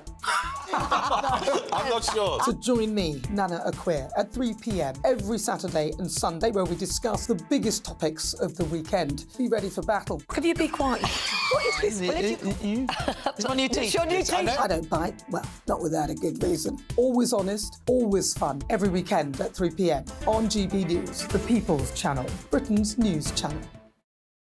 So Jubes and Kerr, we tackle the issues of the day with real, robust debate, both sides of the fence, battling it out with me in the middle with my forthright opinions and views. And often really interesting things happen because you start with a position and then by the end of the debate you find actually, well, I might not have thought about that one. What we need in this country is 2 new political parties. You should maybe think about doing a 2024 calendar. I'm Michelle Dewberry and I'm keeping you company right through until 7 o'clock this evening. GB News, the People's Channel, Britain's watching. Join us every night on GB News at 11 p.m. for Headliners, which is 3 top comedians going through the next day's news stories, which is exactly what you need, because when the establishment has gone crazy, you need some craziness to make sense of it. Headliners. You don't have to bother reading the newspaper. We've got it covered for you. Every night at 11 p.m. and repeated every morning at 5 a.m. We won't send you to sleep like some of the other paper review shows out there. So join us 11 p.m. every night on GB News. The People's Channel, Britain's news channel. Who is it? We're here for the show. More energy this time! Welcome to the Dinosaur Hour. I was married to a therapist. And you survived? I thought we were getting Hugh Laurie. Second best. You interviewed Saddam Hussein. What's that like? I was terrified. I'm playing strip poker with these three. Ah! No, thank you. My CDs need to be put in alphabetical order. Are you going to be problematic again? The Dinosaur Hour. Sundays at 9 on GB News.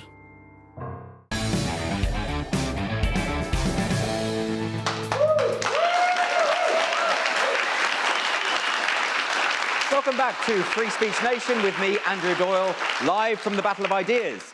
My next guest has an extraordinary story to tell. She's come all the way from Australia. It's the MP Moira Deeming.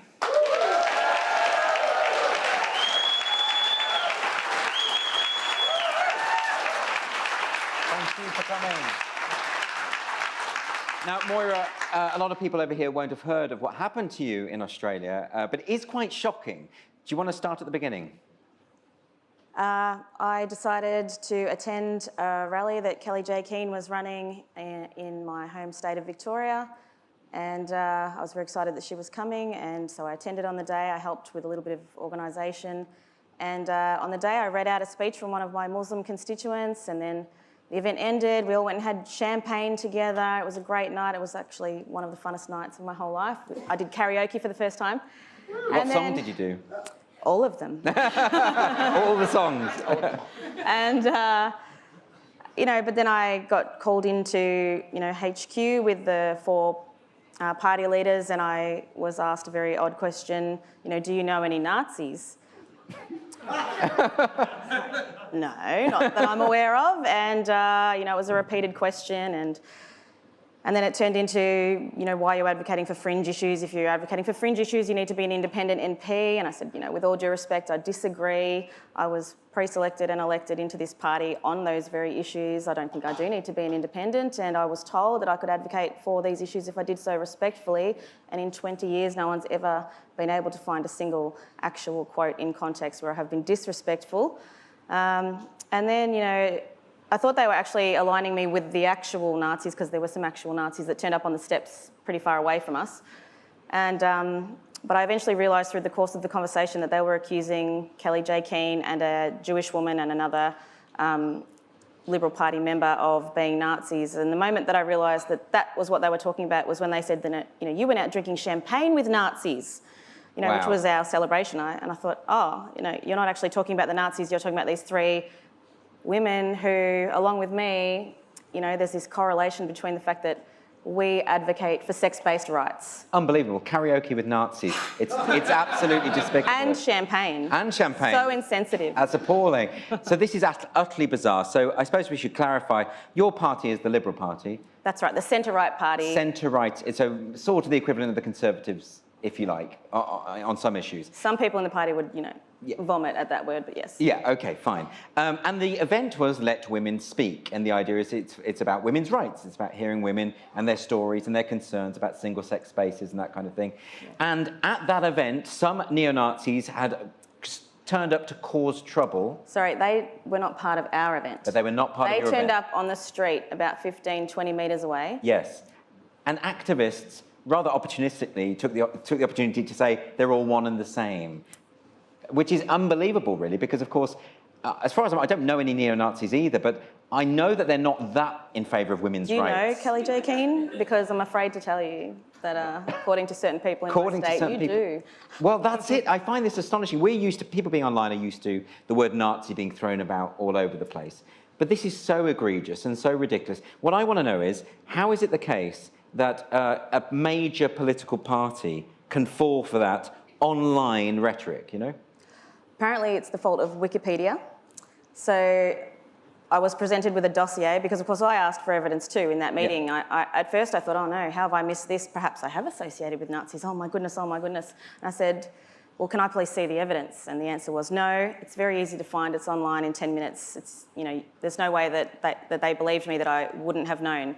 And eventually, when I was shown that dossier, it was referencing Wikipedia, which as a high school English teacher, I found equal measures of hilarious and outrageous. But that's one of the activist tactics, is to modify Wikipedia in according to how they would like the world to be rather than how it actually is. Like for a long time, my Wikipedia page said that I had, you know, 4 children and 5 children and, you know, a fleet of luxury cars and I don't know, they just got all these things wrong, which was hilarious. They actually changed John Pizzuto's webpage to say that he was the equivalent of a Nazi associate because he had associated with me and then Kelly J. Keane. You know, what he did to me was I was guilty by association, by association, by association. It was like 3 or 4 times removed. So you're sort of Nazi adjacent and he's proxy Nazi adjacent. That's right. Like, so it's, yeah, it's like, it's contagion. Yes, that's right. So this is fascinating to me. So what happened then? So you're called in, they say we're concerned about you associating with people who we perceive to be Nazis or that activists have told us are Nazis. What happened to you and your status in the party at that point? Well, the end of the meeting was, I said, look, what is the end of this meeting? You know, I'd like to go home, I'm exhausted. And they said, well, we would like, if you don't denounce them, you know, you've shown us that you can't be rehabilitated, that you've even challenged the idea, that you even challenged the idea of denouncing people, which, by the way, you know, they had said no to seeing the evidence. And they said, look, we're going to put forward a motion to expel you, or you can make it easier on us all and just quit. And I said, oh, no, thank you. And I just got up and left. And then they expelled you? And then they moved a motion to expel me. It took them 2 tries to expel me. Yes. The first time I agreed to a suspension to save the leader, if only he would exonerate me and the other women from all of these claims. My contention is that he agreed to that because there was one thing that I was never ever going to agree to, which is not having my name exonerated because I have 4 children. I'm not having the slur of Nazism attached to my name, my family name, and have my children be treated the way that I have now been treated. And as far as, from my perspective, is that, you know, that was never, I did my part of the deal. I sat on the crossbench and I never got my other half of the deal. And then they expelled me again when I said that I would like to bring in a lawyer to redo the meeting to make sure that everything's written properly and have it done. So look, I'm now in the position where I have to sue my leader for defamation. That's absolutely astonishing. People are going to be very surprised hearing that because they associate these kind of tactics, as in smearing people who are not Nazis as Nazis, they associate that with the left more often. And we have a party here, a centre-right party, going along with it. How is it that this sort of ideology has infected the right as well as the left, do you think? Well, so there's 2 things. There's an incredible lack of conviction. So I actually sometimes wonder whether the people inside the party actually believe the values that are written in our party's constitution and our party platform. I actually come from the left and, you know, have ended up on the right because I've been thinking these things through, and so I found it very surprising when I'd be talking to people and they couldn't articulate our own set of values, and what they were saying was actually, I thought, no, you belong in the other party. And the other thing is just cowardice. So I heard all the time, you know, yeah, I agree with you, Moira. I agree with you in private. I know about Leah Thomas. I agree with you. And I'm like, I'm not grateful. Okay? And neither are all the women and the children and you know, the LGBT community. When they find out you threw me under the bus, knowing full well that 1, I have nothing to do with Nazis, 2, neither did those women, and 3, that you knew and disagreed with these laws, same as me, and you let me be your human shield. Yeah, that's a major problem, isn't it? People just not speaking out. Yeah. I mean, what were you there to speak about at the event? What was the message you were trying to get across? That, you know, transgender ideology inserted into law is extreme and it's anti-democratic, and it cannot be our answer to people who have this philosophy of transgenderism or they have gender dysphoria. We can have sympathy, we can make accommodations, but you cannot remove child safeguards, you cannot remove sex-based rights. The other mistake that they made was that they just didn't get to know me. So I have conviction. You know, the reason why I'm against these things is not because I'm a bigot, it's because I am a survivor of rape. I am a mother of children, of 4 children. I have 3 daughters. I'm a teacher. I know what child safeguarding is. I know how important it is. And, you know, and I came from the left to the right. I really value reasonable freedom of speech, reasonable freedom of association, all those kinds of things. And due process, that would have been nice.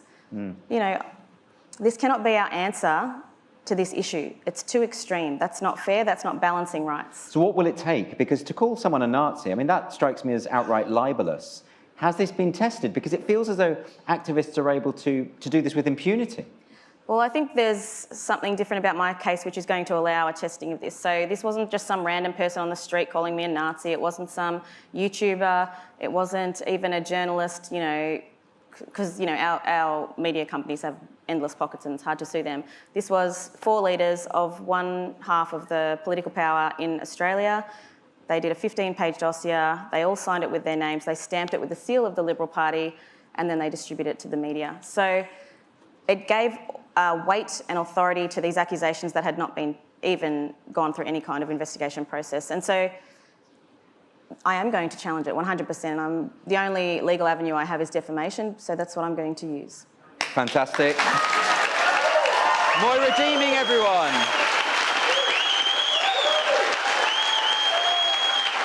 And please don't go anywhere, because after the break, we're going to have some more questions from our wonderful live audience. See you in a moment.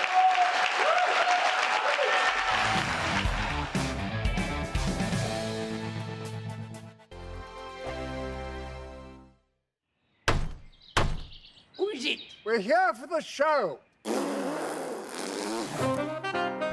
More energy this time! Welcome to the dinosaur hour. I was married to a therapist. And you survived? I thought we were getting Hugh Laurie. Second best.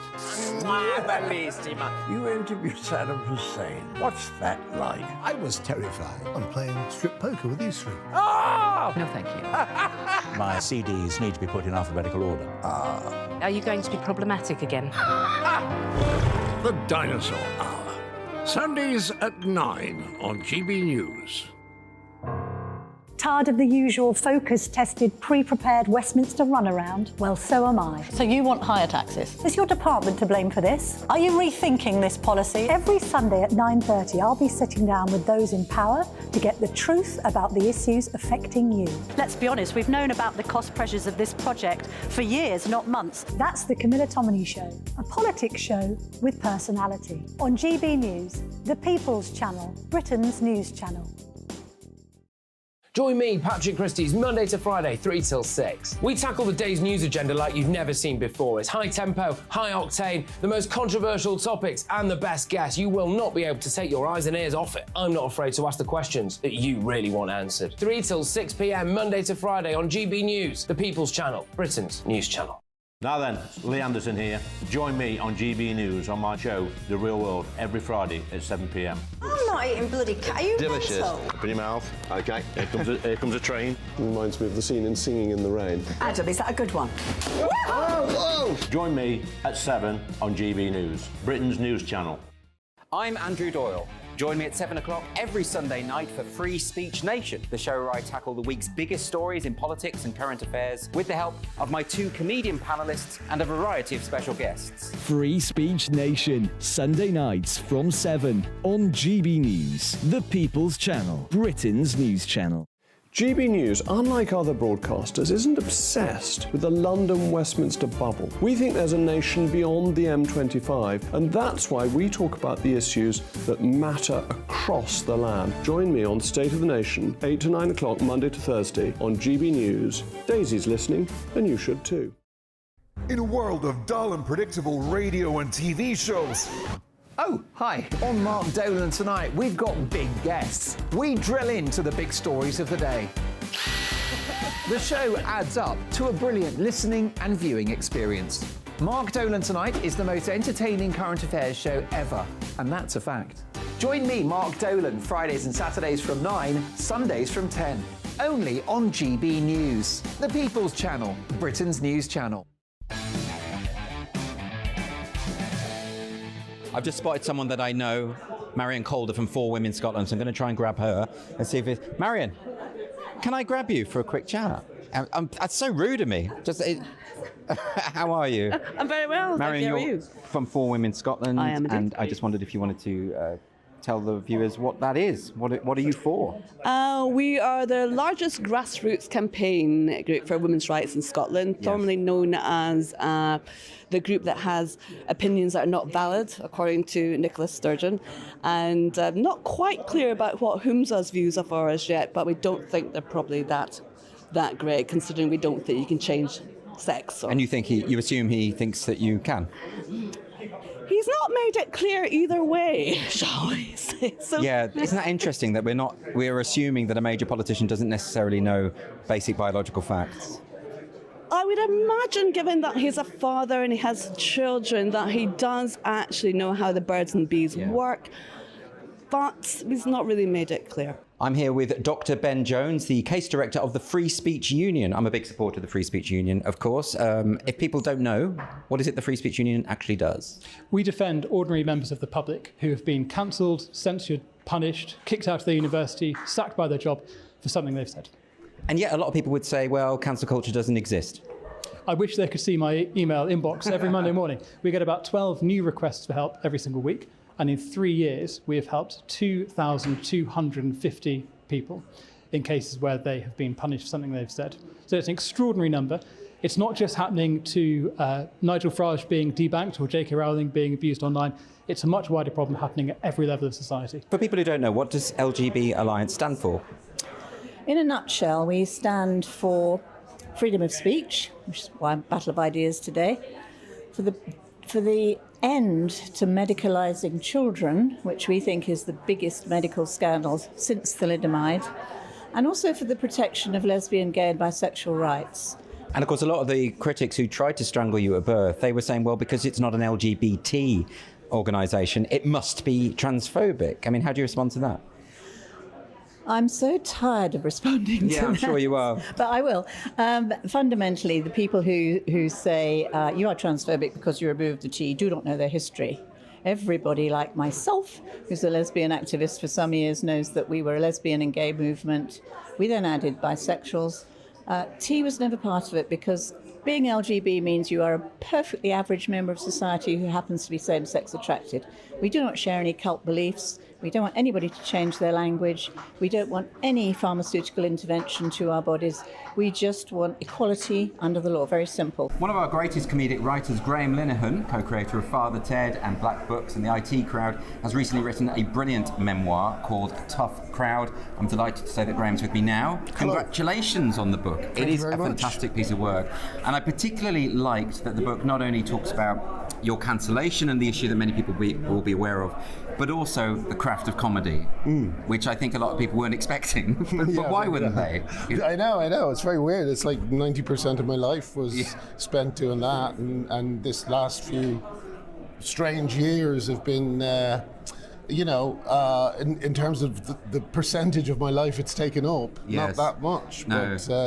But yeah, it's kind How of has the book been received? Are you pleased? Very well, yeah. It's selling well. It's people seem to like it. It's kind of got the usual. The people we knew would give it bad reviews have given it bad reviews. The people we kind of thought might give it a chance seem to love it. Yes. So yeah, it's going good. But that's the problem, isn't it? Now that people have become siloed, we have this sort of tribalism. Yes. And Daddy, also there's a lot of politics going on that people aren't aware of, Yeah. So it's, but I mean, I'm very happy for the book to find its own audience and stand up for itself, you know, so. And one of the great things about the book is that, if people read it, the ones that do read it will realise that you've been standing up for women's rights and gay rights, and you haven't actually said anything evil or controversial or anything particular. I mean, how have you dealt with that? Because it must feel just baffling to find that you can no longer work in an industry that you love because of these thoughts that most people share. I know, it's the strangest thing I've ever seen. Yeah. I often say to some of the women I meet in this fight, have you ever seen anything like this? And they say, no, it's not. It's like unprecedented. Yes. And I've never seen this combination of silencing tactics, misrepresentation, just basic smearing of people. I've never seen anything like it. And I'm still astonished that I'm one of the few people in the entertainment world standing up against it. I thought I would have been joined by hundreds of people. That's a really good point, that the people that you've worked with in the past, a lot of them have just been curiously silent, even when you've been the subject of attacks and smears. Yeah, they just watched it happen. And, you know, as I say, like saying things like, you know, lesbians don't have a penis, like, it shouldn't be controversial. It's not controversial. And in fact, it's homophobic to say otherwise. Yes. So I still find it extraordinary that I received no support from people. So the question is why? And I imagine a lot of it is to do with the fear that the activists instill. Yes. Because they can be intimidating. Oh yeah, I mean, you know, the slightest thing. We saw what happened to Roisin Murphy when she stepped out of line. She said something entirely reasonable about puberty blockers, and they tried to destroy her. And you know, the BBC Six Music joined in with that attempt. Yes. So yeah, it's kind of frightening. Activists are kind of within every branch of the entertainment industry, and they will do what they can to just make sure you're not heard. And Roisin Murphy, that's particularly egregious, I think. You know, very, very popular musician, but she wrote something on her private Facebook page. This wasn't some sort of public declaration. Yeah. She was raising concerns that actually Hilary Cass raised in her review of the Tavistock, that puberty blockers are a concern. So to have her own record company stop promoting her album. Well, I'm not sure how true that was. Oh, really? Yes, there was I believe she said she hasn't seen any advice, she hadn't heard anything like that, but I don't know. But she did have events cancelled, didn't she, as a result she of that? did, yeah. Well, you know, I mean, like the person who actually spied on her Facebook was a drag queen. It wasn't even a trans person. It was just a basic drag queen. So what you have are these kind of like, you know, frustrated performers who don't really have a career, trying to take down the careers of others. Well, it's difficult to know what drives people to behave in this way, but I suppose ultimately what we have to deal with is the fallout of that. Yeah. The practical implications for women and gay people and children in particular. Yeah. And are you reassured that more and more politicians are starting to feel a bit more comfortable about speaking out? You're hearing more voices coming round to your way of thinking. So hopefully, I mean, am I being overly optimistic here? I don't know if you are. I think yesterday at the LGB Alliance, I noticed so many new faces. Yeah. And I think, and also an interesting thing was that there were only about like 5 or 6 protesters. I saw them. Yeah. It was quite pathetic. It was pretty pathetic. But like the thing about them is, like, how long can you go on protesting a meeting of gay people? That's it. Before you start to wonder, am I on the right side of things here? Well, I saw the protesters, there was a film going on around. For a start, they're protesting against a gay rights group. Yeah. And they're screaming scum at Julie Bindel, who is a left-wing feminist lesbian who has campaigned against male violence. Yeah. At what point do people look at that and think, actually, I don't want to side with them? I know, and I think that the more the message gets out there, which is, you know, like as we always say, Andrew, I never changed. Yeah. I just remain consistent. Yeah. And that's the problem. You know, I feel the same. Yeah. Very much so. I'm sure you do. Graham, thanks very much for talking to me, and good luck with the book. Thank you.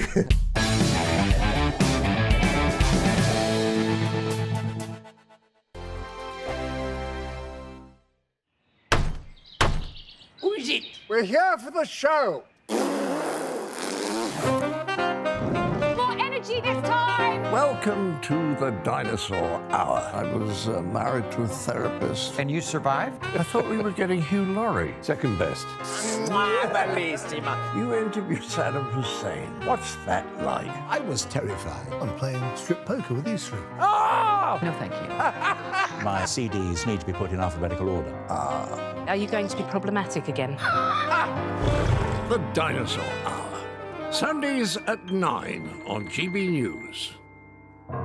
What you get for breakfast is something that, if we do our jobs right, you will wake up to news that you didn't know the night before. It's a conversation. It's not just me and Eamon. We want to get to know you, and we want you to get to know us. From 6, it's Breakfast with Eamon and Isabel. Monday to Thursdays on GB News, Britain's news channel. People in Britain, they love free speech, but they also love fair play. I don't care if I'm speaking somebody from a trade union, from the Labour Party, somebody from the SNP. And I think the viewers like to see that actually we can challenge one another, but in a positive way. We think we ask the questions that people want to ask, and often we ask the questions that we wanted to ask in Parliament but never got the chance to ask. So join us every Saturday, 10 a.m. till noon on GB News, Britain's news channel. Nightmare commute. Kick it up a gear with me, Patrick Christie's, at drive time, 3 till 6 p.m, Monday to Friday on GB News Radio. You can listen online and on DAB+, on the smart speaker app, and on the GB News app. And if you've got an Alexa, all you have to say is, Alexa, play GB News. We're also on TuneIn and the Radio Player apps. From the school run to rush hour, get revved up with me, Patrick Christie's, on GB News and GB News Radio. Tired of the usual focus-tested, pre-prepared Westminster runaround? Well, so am I. So you want higher taxes? Is your department to blame for this? Are you rethinking this policy? Every Sunday at 9:30, I'll be sitting down with those in power to get the truth about the issues affecting you. Let's be honest, we've known about the cost pressures of this project for years, not months. That's the Camilla Tominey Show, a politics show with personality. On GB News, the People's Channel, Britain's news channel. Join us every night on GB News at 11 p.m. for Headliners, which is 3 top comedians going through the next day's news stories, which is exactly what you need, because when the establishment has gone crazy, you need some craziness to make sense of it. Headliners. You don't have to bother reading the newspaper. We've got it covered for you. Every night at 11 p.m. and repeated every morning at 5 a.m. We won't send you to sleep like some of the other paper review shows out there. So join us 11 p.m. every night on GB News. The People's Channel, Britain's news channel. On Mark Dolan tonight, we're live an hour later on Sundays from 10. And in my take at 10, why the woke left don't realise that by supporting Hamas terror, they are turkeys voting for Christmas. What would Margaret Thatcher be advising Rishi Sunak to do to win the next election? I'll be asking her former top advisor, Niall Gardner. Plus Anne Widdecombe, the pundit, tomorrow's papers, and more reaction to the shock passing of Friends star Matthew Perry. We're live from 10.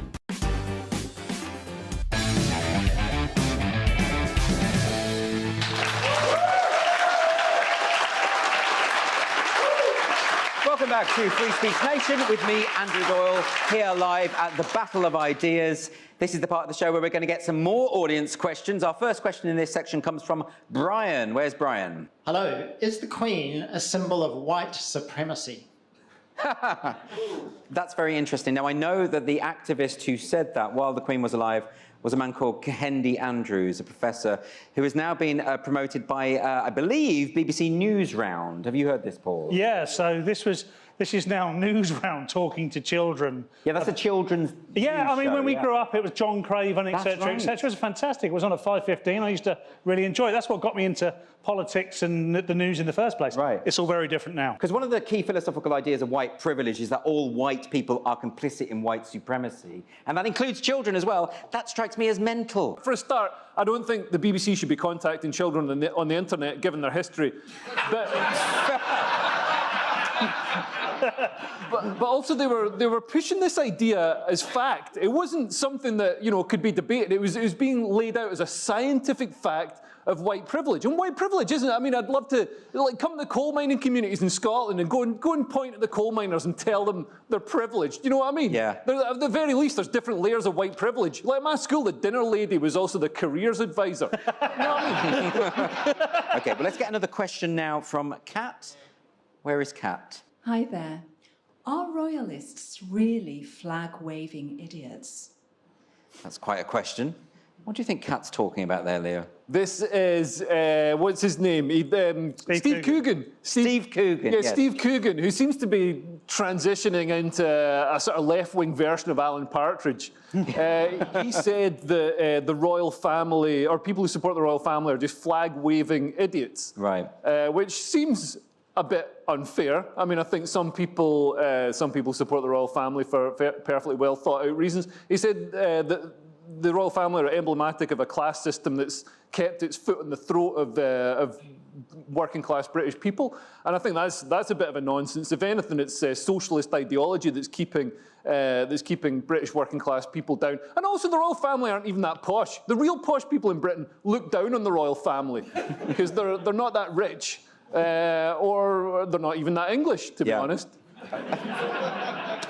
It's interesting that Steve Coogan, I mean, if he really believes in these socialist values, he could give all his money to the government. But he could do, yeah. But for some reason, he doesn't. So, Steve, if you're watching, that's Leo's recommendation. Yeah. Give your money They away. won't turn that money down, Steve. You can really live your ideals. You know what? You'll feel like such an idiot if he does actually give all his money away. I'm 90% sure he will. Next question is from Mira. Mira, hello. Is Rishi Sunak right to say that AI could wipe out the human race? Yes! It's terrifying. You know, if you've seen the Terminator films, we know where this is leading. I think we need to destroy Skynet. We've had this discussion a number of times. We agree totally on this. Yeah, it's horrible. AI is completely terrifying. I mean, this is, by the way, this is coming from a man who doesn't have the right size trousers, so I'm not going to listen to much that he says anyway. No. However, AI is terrifying. I mean, he makes a good point. I'm not sure he knows why he makes the point. But the point is, if we let this artificial intelligence take over absolutely everything we do, what's our position? I just hate it. I hate the robots. A friend of mine had an egg whisk with many settings, and I thought that was scary. I just think, just get rid of them. Don't you think? No, not at all. AI is just like computers doing computery stuff. And if the last, 20 years has shown us anything, it speeds things up. Instead of writing things, instead of engraving things on a chalk tablet, you've got Excel. So it's a boon for society. Also, AI, I'm not worried about a Terminator that can be stopped by having to select squares that contain a traffic light. But wait a minute, Leo, forget about the Armageddon argument, which I think is actually valid. What about this idea of them putting us out of work? I mean, there won't be any need for anyone if you can get robots to do everything. This is the man in the white coat argument. Like, you think that, like, the people won't be repurposed somewhere else? Like, when the looms were invented, all the people who used to weave, like, they're now working as, like, PR managers or some other vital part of the workforce. I think we'll be repurposed. I think we'll be put into pods of some kind of amniotic fluid and used as human batteries to support our digital overlords. Well, this is where the Matrix falls down slightly, because there are better ways of generating electricity than putting people in baths of jelly. See, there is no way AI would have come up with that sentence.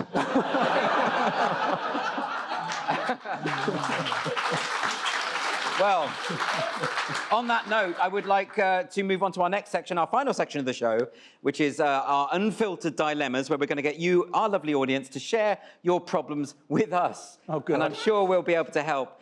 We've got a dilemma from Lisa. Where is Lisa? Yep, I've got a dilemma. I sent a tweet last night where I wondered whether the people who are supporting Palestine today, whether any of them lived in gentrified areas, because I'm a sociologist and I know that there is some ideas that gentrification and colonialisation can kind of sort of meet. And I put this tweet out and I got about 1,000 responses. Most of them were abusive. Yes. And I have deleted 500 accounts. Is that the right thing to do? Should I delete those 500 accounts, or should I be free speech and let them say what they want to me? OK, yeah, I mean, this is what happens when you get dogpiled on Twitter. Leo, you're a bit of an expert on this, aren't you? Yeah. How do you block them? Do you just block the account? I'd just like to say, sorry, Lisa, I was one of those people. And, yeah, I don't know. I mean, like, Twitter, you've got to understand it's not like real life. It's not like somebody saying it to you in the street. None of those people would say it to you in the street. They'd maybe shout it at you from inside their car if you were in another car. It's like a road rage. Twitter is just a big road rage simulator. Right.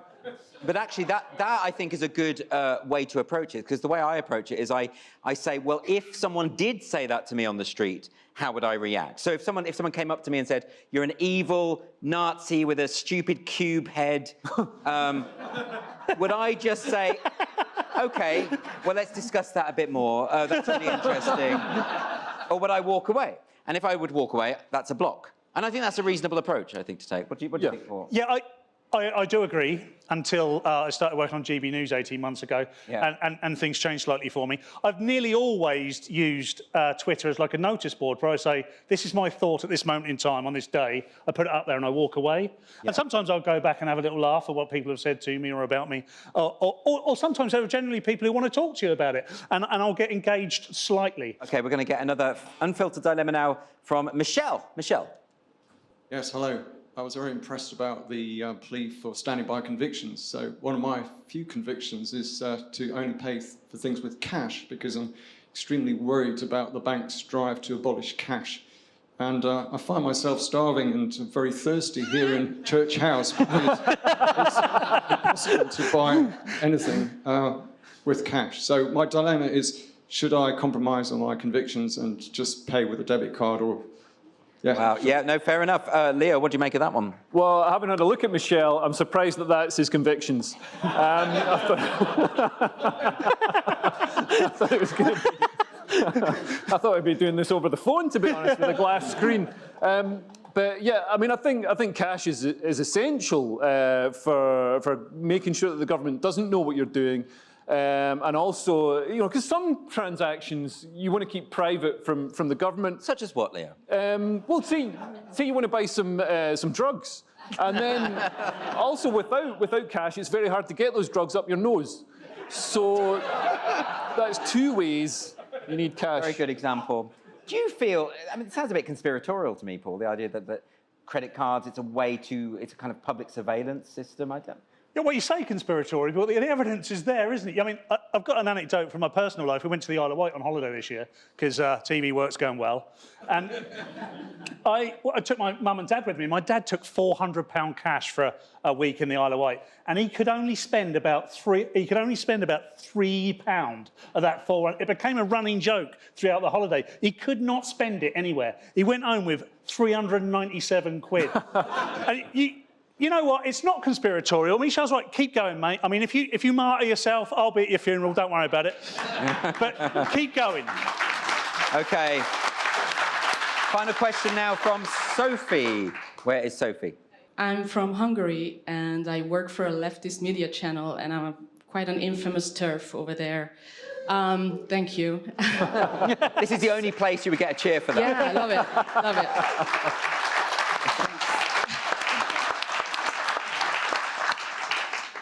So I've been trying to get trans activists on my podcast and previously on my shows to debate me, but you know, they say I'm a Nazi, and if they come and debate me, I'm associated with the Orbán government and the illiberal regime that it is, so they won't come. And recently I got a taste of my own medicine, I guess, because I got invited to this really vile, far-right, actual Nazi sympathizer show. And it's my dilemma, because I know that I probably will be a useful idiot to that show and channel if I accept the invitation, but I do believe in debate, and I do believe I should talk to everyone, so do I accept? You're not talking about this show, are you?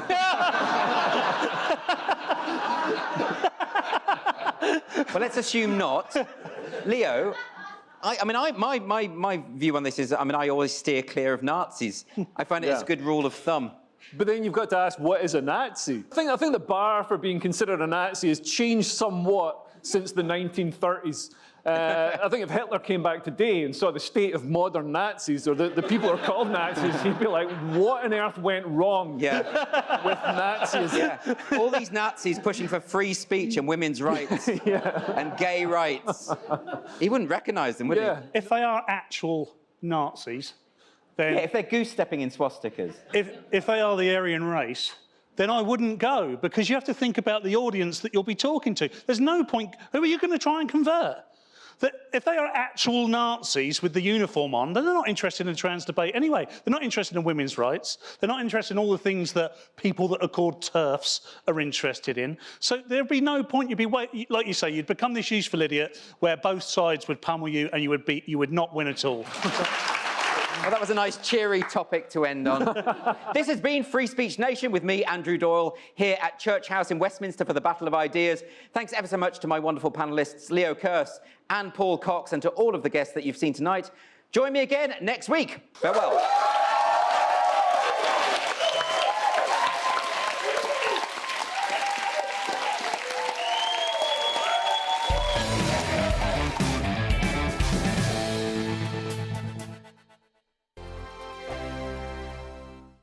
I'm Andrew Doyle. Join me at 7 o'clock every Sunday night for Free Speech Nation, the show where I tackle the week's biggest stories in politics and current affairs with the help of my 2 comedian panellists and a variety of special guests. Free Speech Nation, Sunday nights from 7 on GB News, the People's Channel, Britain's news channel. In a world of dull and predictable radio and TV shows. Oh, hi. On Mark Dolan tonight, we've got big guests. We drill into the big stories of the day. The show adds up to a brilliant listening and viewing experience. Mark Dolan Tonight is the most entertaining current affairs show ever, and that's a fact. Join me, Mark Dolan, Fridays and Saturdays from 9, Sundays from 10. Only on GB News, the People's Channel, Britain's news channel. There's only 3 people you can trust in life. Your doctor, your lawyer, and your nana. I'm not sure. So join me, Nana Aquare, at 3 p.m. every Saturday and Sunday, where we discuss the biggest topics of the weekend. Be ready for battle. Could you be quiet? What is this? It's my new It's t-shirt. your new t-shirt. I don't bite. Well, not without a good reason. Always honest, always fun. Every weekend at 3 p.m. on GB News, the People's Channel, Britain's news channel.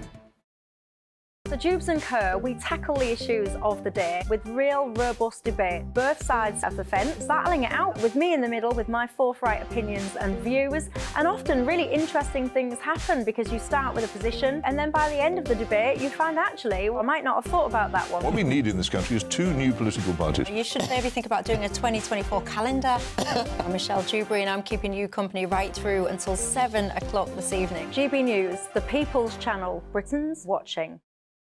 Join us every night on GB News at 11 p.m. for Headliners, which is 3 top comedians going through the next day's news stories, which is exactly what you need, because when the establishment has gone crazy, you need some craziness to make sense of it. Headliners. You don't have to bother reading the newspaper. We've got it covered for you. Every night at 11 p.m. and repeated every morning at 5 a.m. We won't send you to sleep like some of the other paper review shows out there. So join us 11 p.m. every night on GB